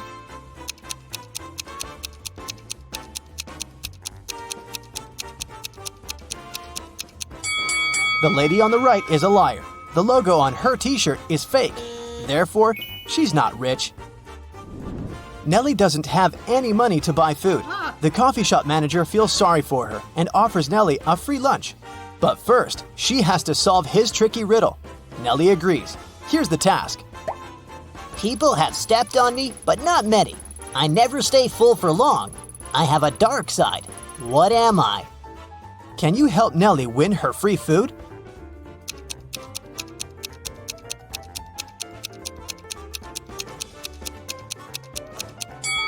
The correct answer is the moon. Nellie is eating and looking through the pictures hanging on the wall. Suddenly, she sees something weird. Can you spot any odd details too?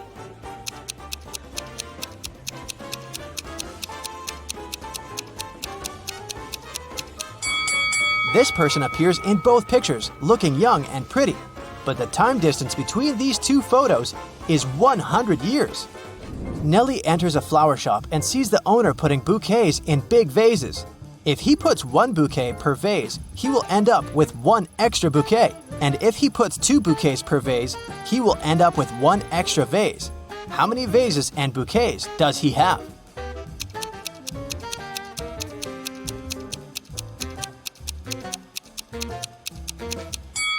He has 3 vases and 4 bouquets. The flower shop owner offers Nellie a job. He has just received a delivery. There are 3 boxes labeled red roses, white roses, and red and white roses. Each box is labeled incorrectly. Nellie has just 1 chance to pick up a flower from any box and then label the boxes correctly. Can you help her accomplish this task?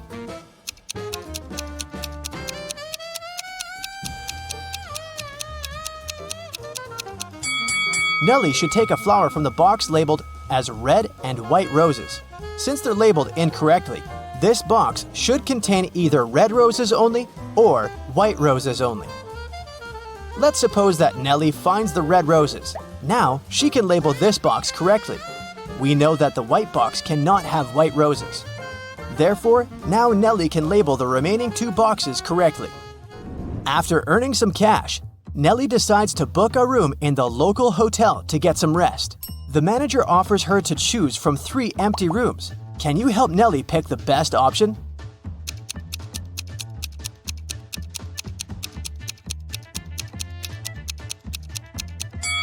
There are cracks in the window glass in the first room.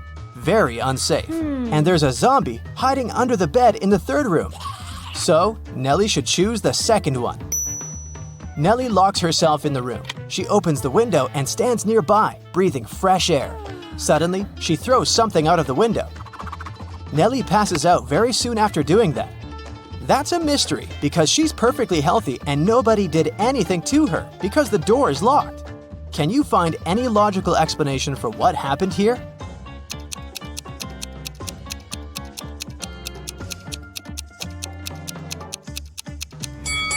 Nellie decided to throw a boomerang out of the window. The boomerang went to the maximum distance and returned back straight to her head. After a while, Nellie wakes up with a headache. She goes to the local shop to buy some aspirin. She spots 3 odd things about this place. Can you see them too?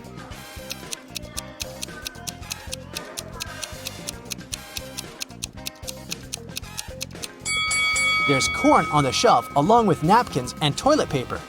The announcement offers an 800% discount. That's too good to be true. And finally, the shopkeeper is wearing 2 pairs of glasses.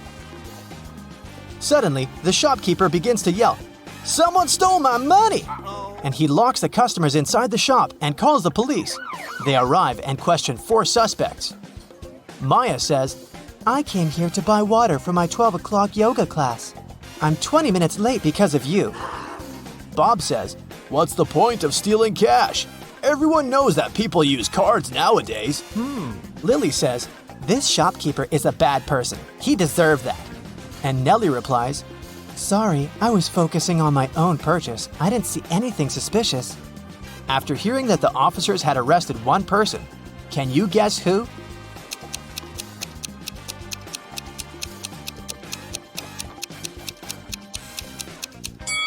Maya, take a look at the clock on the wall. It's only 10 a.m.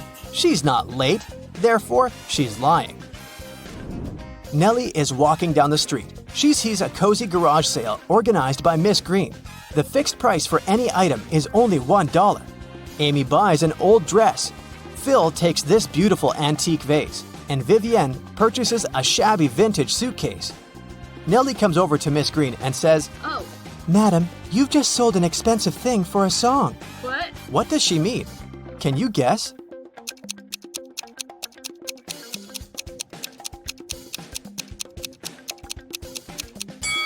Vivian lifts this suitcase quite easily, so it's probably empty. And besides, it has holes in the bottom. Therefore, it can't be precious. This vase isn't antique.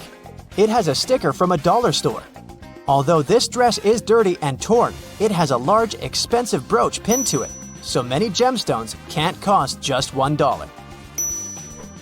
Nellie asks Miss Green if she can use her bathroom. Miss Green says, Sure, it's at the end of the corridor. Nellie is walking down the corridor and confuses the doors. Nellie ends up in this messy kitchen. The door won't open. Can you help Nellie find a key?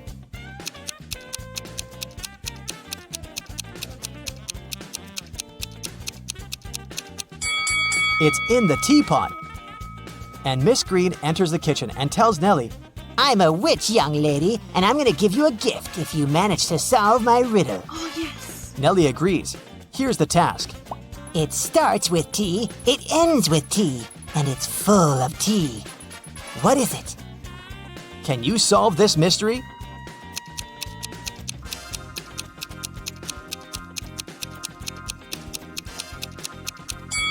The correct answer is a teapot. Again.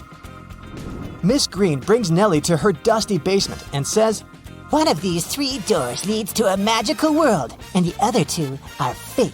You have only 1 attempt to choose the correct door.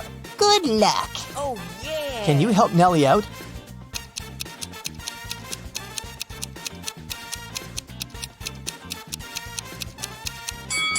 She should choose the 3rd door. Take a look at the floor. Dusty footprints lead to the 3rd door only, which means that doors 1 and 2 are fake. Nellie opens the 3rd door and enters an enchanted forest. There are 4 ways to cross it, but all 4 passages are pretty dangerous. A hungry dragon is waiting for her on the first route. A massive fire is burning all over the 2nd path. And the 3rd path is basically a windowless tunnel. And the 4th passage is full of scorpions and snakes. Can you help Nellie choose the right path?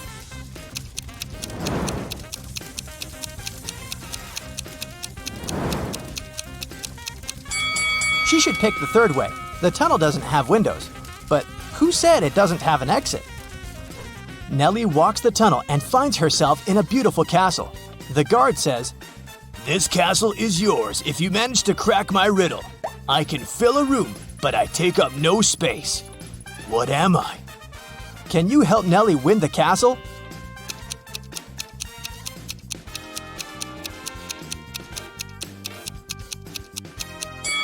The correct answer is light. Today, I'm going to test your attention to detail with short but tricky puzzles. Do you have what it takes to find all the oddities in them? Let's check. You can see two women in the elevator.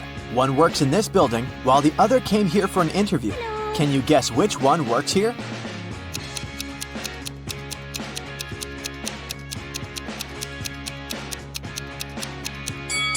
The woman on the right has a name tag on her jacket, while the one on the left has none. Can you spot an odd pineapple here?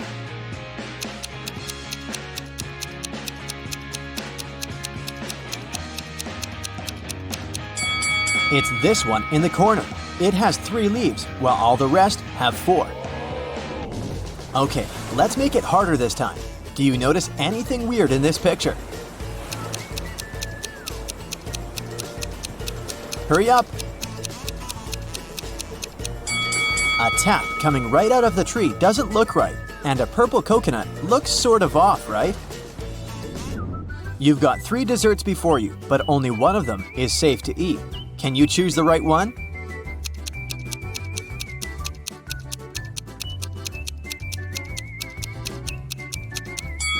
The strawberries with whipped cream may seem delicious, but those tiny flies scream that this dessert is off. Next, you've got a muffin, but there's a worm in the cherries on top of that muffin. So, ice cream is the safest option. Now let's see how sharp your eyes are. How many numbers can you see?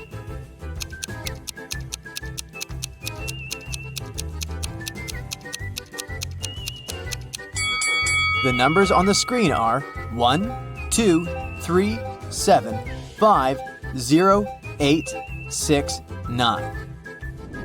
Look at these 3 paintings and try to tell which one is fake.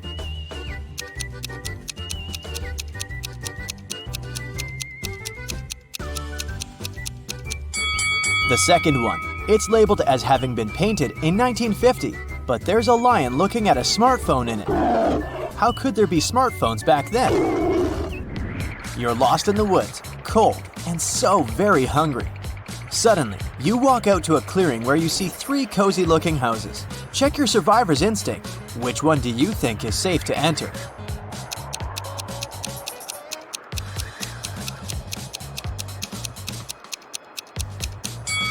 The house on the left has a big lock on its door, and its windows are boarded up. There's just no way you can get in. The second house looks safe at first glance, but look at the snow. Bare footprints are leading to its porch. It wouldn't be nice to become a dinner for a hungry bear now, so your safest bet would be the third house. Who's not very smart out of these 2 guys?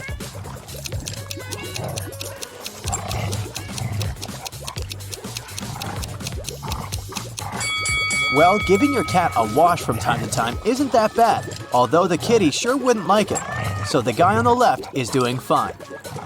As for the one on the right, look at the pet food package in his hands. He's giving his dog cat's food. This stuff shouldn't be confused. Can you spot what's wrong with this image?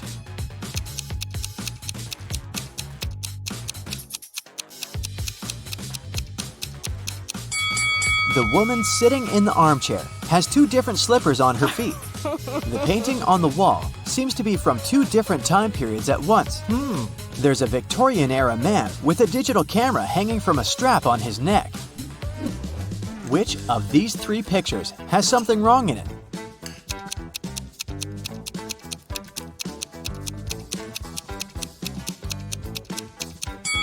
The second one.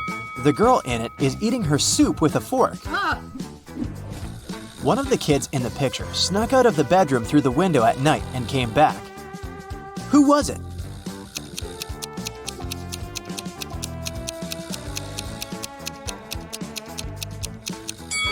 The one in the lower right corner still has their shoes on. One of these people going abroad is suspicious. Who?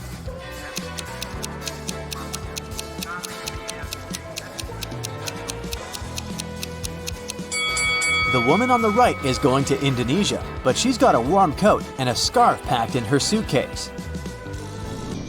Are you willing to bet who's going to win in this rope pulling contest?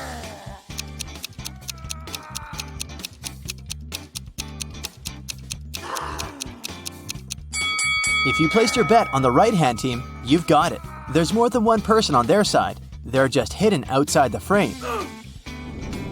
Can you figure out how many interviews this guy already attended this month? Oh no!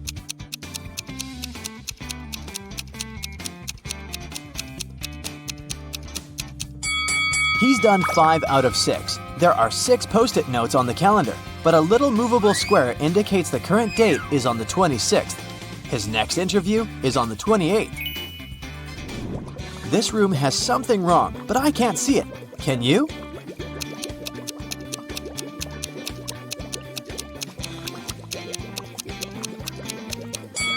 There's a bird in the fish tank.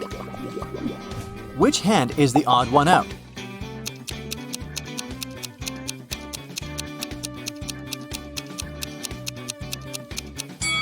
It's the third one, the only right hand here. The rest are lefts. There are 3 people in the science lab, but one of them is not who they want the others to believe they are. Who is it?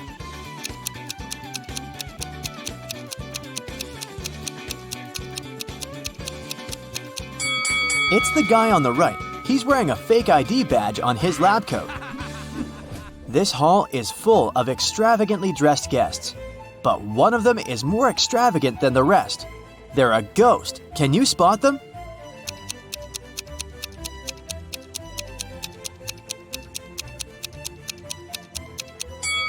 Look at the woman on the left. Her feet are almost transparent. She must be the ghost. This one will require both your observation skills and logic. Which of the 2 teapots can hold more tea?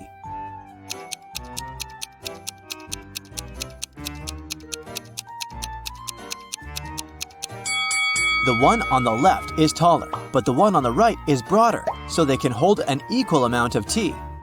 Still, the taller one also has its nose at the same level as the broader one, which won't allow it to be filled to the brim, so the right teapot can hold more tea.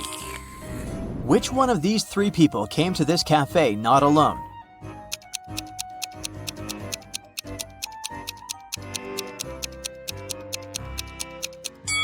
It's the girl behind the table in the middle. She has 2 cups of tea in front of her. One of these 3 partygoers has recently escaped prison and hasn't gotten rid of all the evidence. Can you figure out who it is?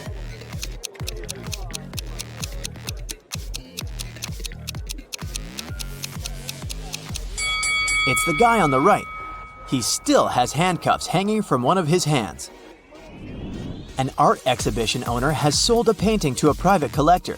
He said it was a work of an unknown 18th century artist. But the next day, the disgruntled buyer returned the picture to the exhibition owner and demanded his money back. Can you tell why by looking at the picture?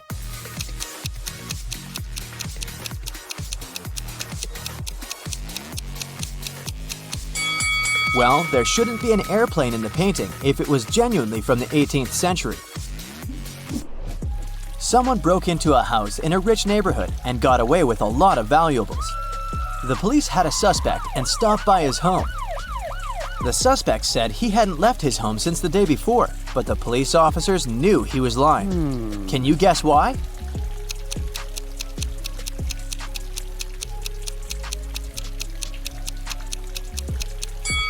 Look at the helmet on the bike's handlebar. It's upside down. Since it was raining so hard, it would have been already filled with water to the brim if it hadn't been hanging like this since the day before.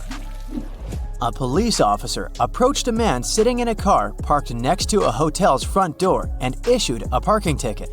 The man was outraged, saying he'd been there for no more than 2 minutes, and the sign said 5 minutes of staying was allowed. Still, the officer was adamant that the man wasn't telling the truth. Why?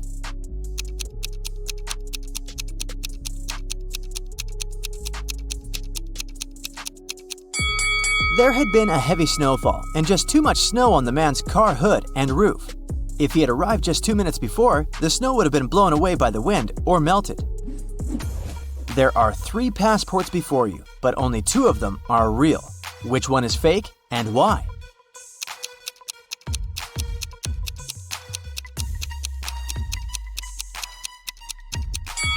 The right one is fake.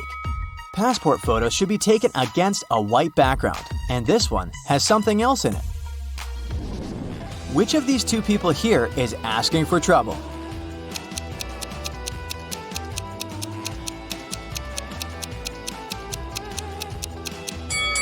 Surfing is not the safest of sports, but if this girl is a professional surfer, she's fine. The man with loud music coming out of his speaker isn't safe though. Loud sounds such as shouting or music can cause an avalanche in the mountains. Jason says he's just returned from a trip to Antarctica and he's showing his friends photographs taken there. They seem alright, but one of Jason's friends thinks he's lying. Why?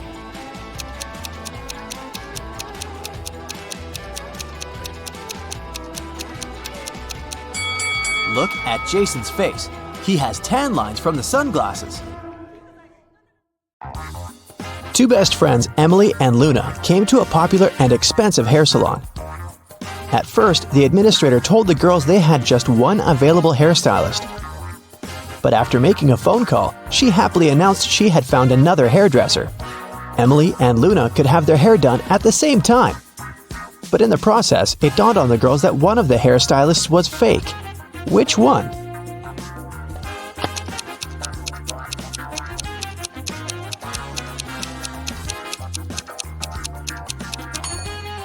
Hairstylists are using regular scissors, but instead of hairspray, the one on the left is holding a can of bug spray. Yeah, that's a big clue right there.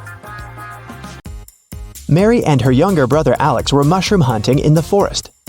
They started to quarrel. So Alex got angry and ran away. After several minutes, Mary rushed after him. She was still fuming but also worried.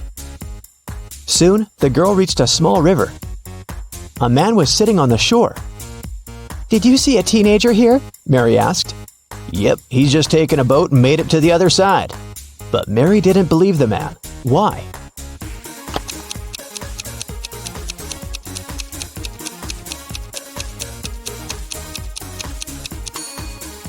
The boat is indeed on the other side, but the paddles are lying next to the man. How could the boy cross the river without them? 3 prisoners are sitting at a table having dinner, but one of them is wealthy. Can you guess who it is?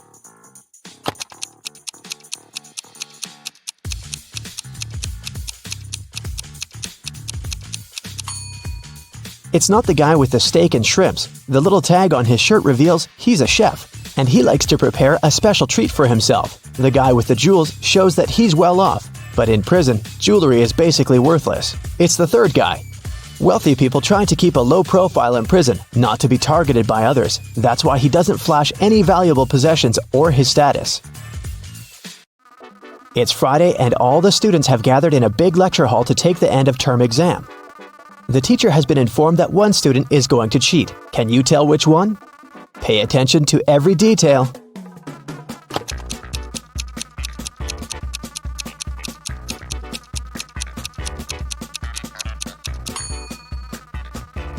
It's student C. It looks as if he's trying to remember what he's read, but he has all the answers written on his hand. Marta was walking through the park near her home in the evening. It was dark and there was nobody around. Suddenly, someone grabbed her from behind and they bolted away. Marta took off after them. She was pretty sure this person was a woman, but she couldn't make out her appearance or clothes. When Marta ran inside, she saw 3 teachers. The girl looked at them attentively and soon figured out which one of them had taken her bag. Can you do the same?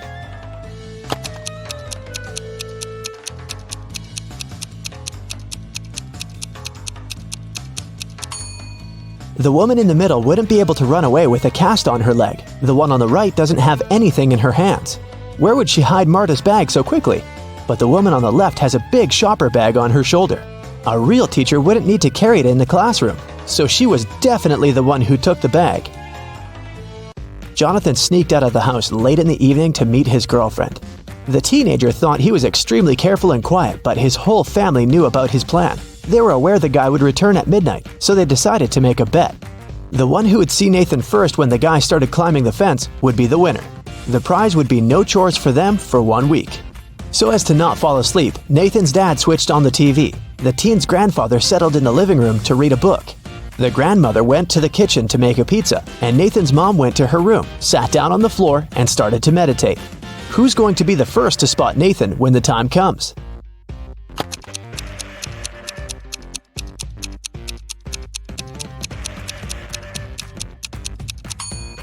Nathan's mom. Her eyes will be used to the darkness, and she will see better than the others. Look at this picture closely and try to figure out who's from the future.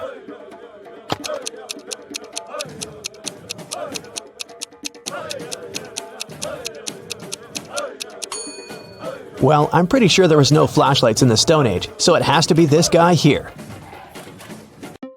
Down in the Sea Kingdom, Stacy met Neptune. He was sitting on his throne, surrounded by 3 mermaids. Neptune asked Stacy to return the pearl necklace to his wife, who had recently lost it.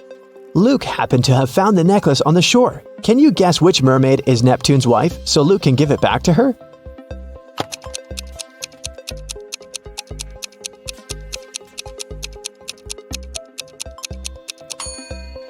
It's the third one. She's the only one who's wearing an engagement ring. Lisa was a famous top model. She was found unconscious in her dressing room during a photo shoot and taken to a hospital. Doctors said she had a severe allergic reaction, but when Lisa came to her senses, she insisted she hadn't eaten anything all day. The model's manager was very concerned and interrogated everyone who'd been around. Lisa's stylist said that she had applied Lisa's makeup and indeed hadn't seen her eat anything. The cleaning lady said she had cleaned the dressing room with organic, non-allergenic products. Lisa's main rival, Nora, said that she'd been watching the shooting all day long. She hadn't noticed anything suspicious. Who's the culprit?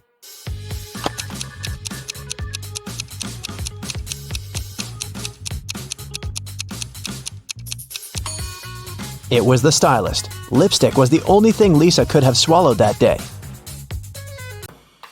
In the middle of the night, Dennis woke up because of a loud crash. One of the kids must have been out, but they know they aren't allowed to leave at night. The man went to check on the children. All 3 of them, Catherine, Ruth, and Larry, seemed to be sleeping peacefully. Look at the kids and try to figure out who sneaked out of the house.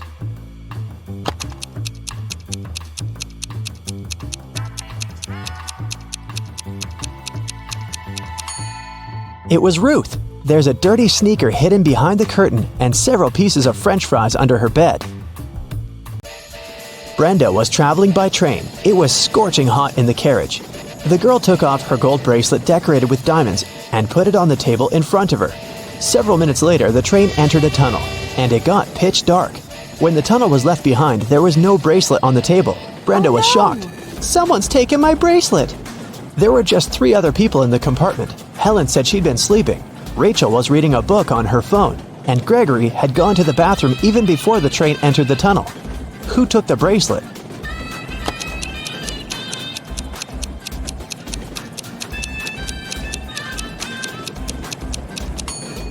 It was Helen. At first, she had her sleeves rolled up, but now they're covering her arms down to the wrists, hiding the bracelet. Sarah bought some ice cream on Saturday, but kept the flavors in secret. When she woke up on Sunday, all the ice cream was gone. She asked everyone in the house if they knew anything about it. James answered he had gone to work early that morning and hadn't seen anything. Mary said she wanted to have the new caramel ice cream in the afternoon. She felt bad she was going to miss it. John didn't even know there was ice cream in the house, but he was looking forward to trying it. Can you figure out who knows something?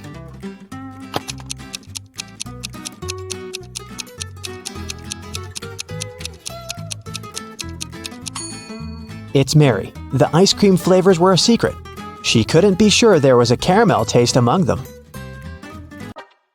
Can you tell who's a real mermaid here?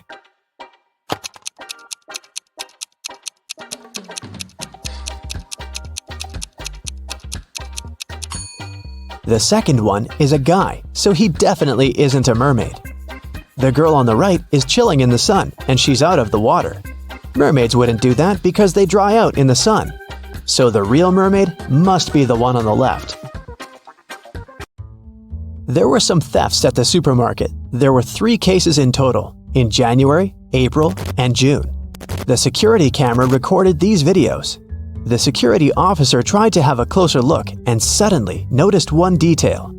After that, the identity of the thief became clear. What did he notice?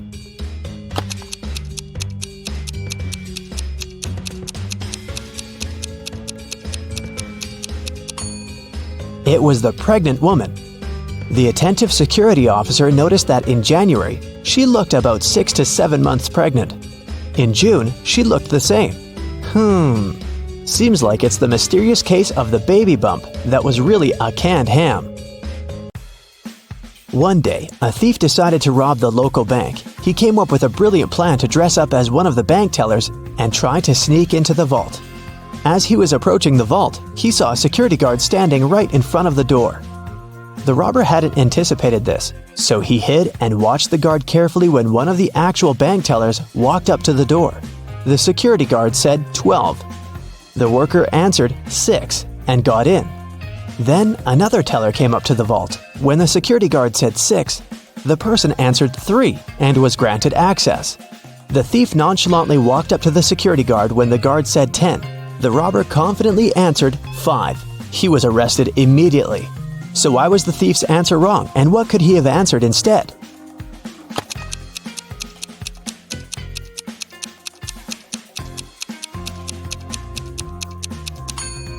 The response has to do with the number of letters in the word. 12 has 6 letters, so the answer is 6. 6, in turn, has 3 letters, so the answer is 3. Well, you can see by now that the robber should have said 3. Looks like he wasn't as brilliant as he thought. Anna runs a chocolate factory. She offers all her clients a special deal. Anyone can exchange 5 chocolate wrappers for 1 chocolate bar. Robert spent 2 weeks collecting the wrappers and managed to find 77. Yeah. Can you tell what maximum number of chocolates he can get from Anna?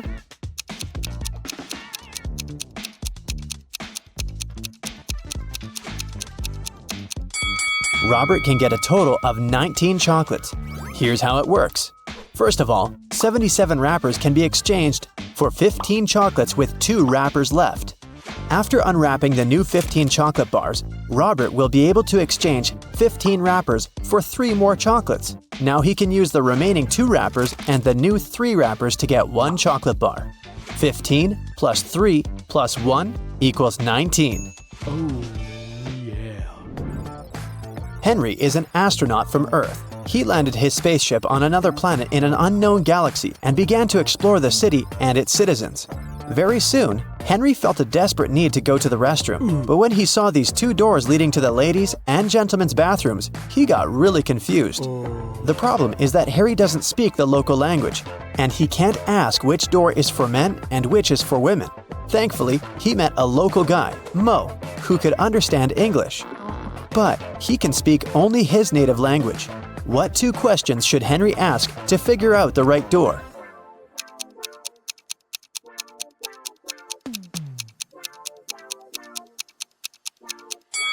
He should point at one of the doors and ask, "Is this the men's restroom?"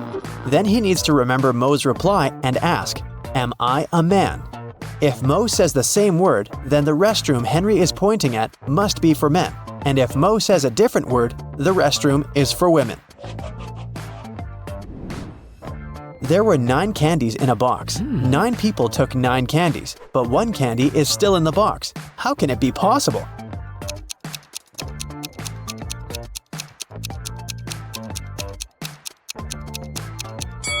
It's pretty simple. The last person took a candy and the box. This way, 1 candy remained in the box. On a cold night, 4 friends were roaming around the neighborhood. At one point, they tried to get under one umbrella, but the umbrella was too small. However, all 4 of them managed to stay dry. How can that be possible?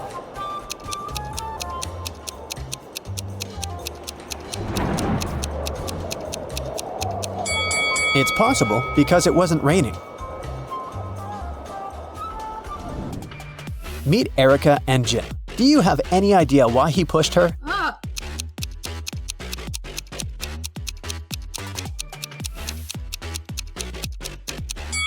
Because they're shooting a movie. Do you see that cameraman reflected in the window? Billy organized a betting game for his friends. According to the rules, he will place 2 candies, 1 yellow and 1 red, in a dark box. If the player picks the red candy, they will get $5,000. But if they pick the yellow candy, they will have to pay $500. Unfortunately, Billy's a liar. He put 2 yellow candies in the box instead of 1 yellow and 1 red. Billy's friend Wendy watched the players losing the game one by one. But when it was Wendy's turn, she won $5,000. How did she do it?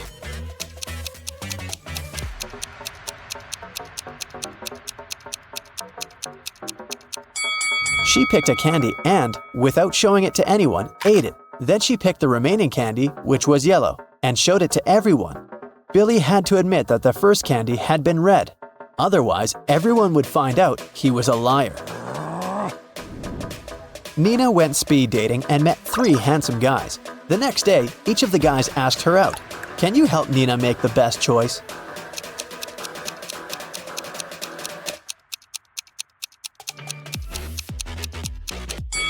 Brad didn't even ask the girl if she wanted to go to the restaurant or not.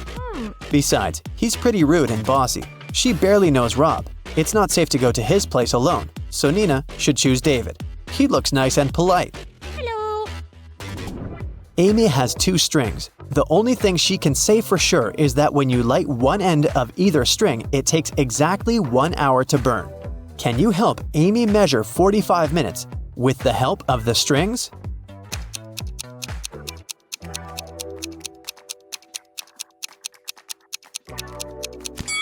She should light both ends of the first string and one end of the second string. In 30 minutes, the first string will have burned completely. To measure the remaining 15 minutes, she should light the second end of the second string. When it's fully burned, we'll know for sure that 45 minutes have passed. Adam is a famous opera singer.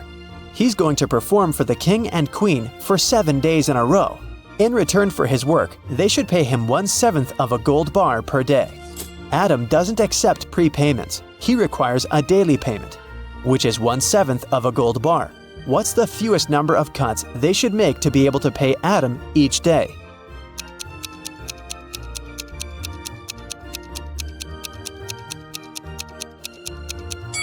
Just 2. Here's how it works. Day 1, cut 1/7 of the gold bar and give it to Adam. Day 2, cut 2/7 of the gold bar and give this piece to Adam. He'll give you 1/7 of the bar back. Day 3, give the singer the 1/7 piece you received the previous day. Day 4, give Adam 4/7 of the gold bar, and he will give you the 1/7 and 2/7 pieces as change. Day 5, give Adam the 1/7 part of the bar. Day 6, give him the 2/7 piece and get the 1/7 one as change. And finally, Day 7, give Adam his final 1/7 piece of the gold bar. Jenny and Sam arrived at a picturesque campground.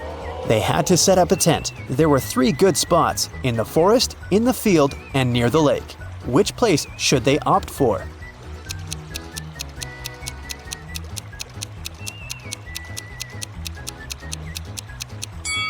The best option is to choose the field. Wild animals live in the forest. As for the lake, look, a zombie is hiding in the bushes over there.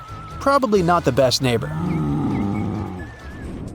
George was walking down the street. Suddenly, a wizard popped out of nowhere and teleported George to his castle. He offered the guy to choose between these 3 doors. There's a hungry tiger behind the first door. There's an angry dinosaur behind the second door. And the room behind the third door is filled with toxic gas. Which door should George choose?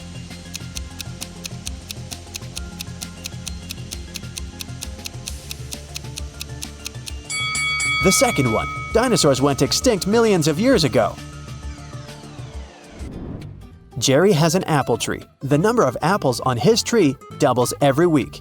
After 30 weeks, the tree is completely covered with fruit. Can you guess how many weeks the tree needs to get half covered with oranges?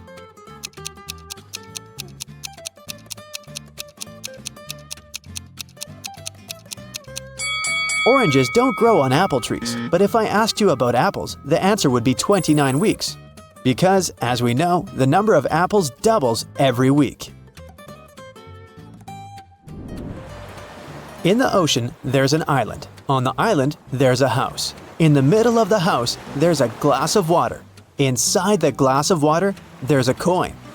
What's in the middle of the ocean?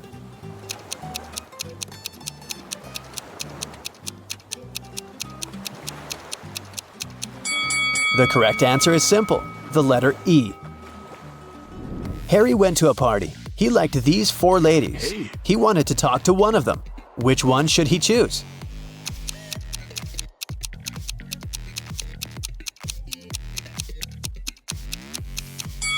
Take a look at the first lady's hand. She's a zombie. The second lady has a vampire bite on her neck. She can turn into a vampire any minute and ruin the date. And the fourth lady is a ghost. So Harry should go and talk to the third lady. Hello. Detective Thomas received a call from Holly. She said, "Please come over. I got robbed. It happened so fast. I left my purse in the backseat of the car. When I stopped at the traffic light, someone opened the door and snatched my purse." Detective Thomas hit the road and rushed to the crime scene. But when he saw Holly, he realized that she was a liar right away.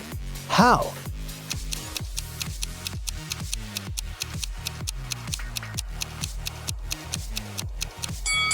Holly has a 2-door car. How could a thief steal something from the back seat? There are 3 houses. One of the houses seems very weird. Can you tell which one of them looks suspicious?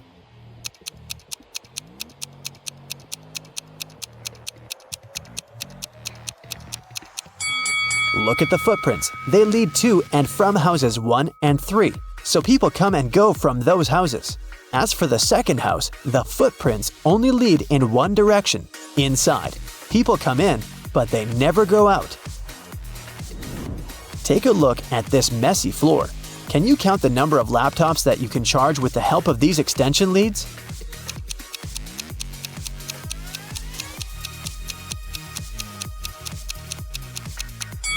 The cord of extension lead 3 is torn. As for the second lead, one of its outlets is broken. Extension lead 4 has only one outlet, which makes the entire thing pretty useless. And extension lead 6 doesn't have any cable at all. Now let's see what we can do about it. Connect extension lead 1 to the wall outlet. Then connect extension lead 2 to extension lead 1. This way, you can use 2 outlets from the first extension lead to charge 2 laptops. One outlet of extension lead 2 can be used to connect the 5th extension lead, and one of them is useless anyway. Now we can use 2 outlets from extension lead 2 and all 4 outlets of the 5th extension lead to charge 6 laptops. So the total number of outlets in use will be 8. Simple! Danny and Diana are spouses. They jog in the park every morning. To match every 2 steps Danny makes, Diana needs to take 3 steps. If both of them start with the right foot, how many steps would they make before their left feet are in the front at the same time?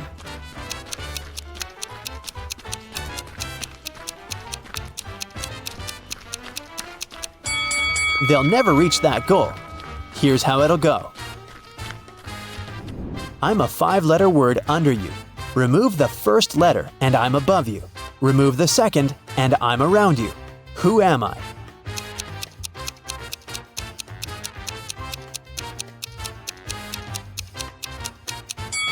Well, have you managed to crack this riddle? It's a chair. Great job!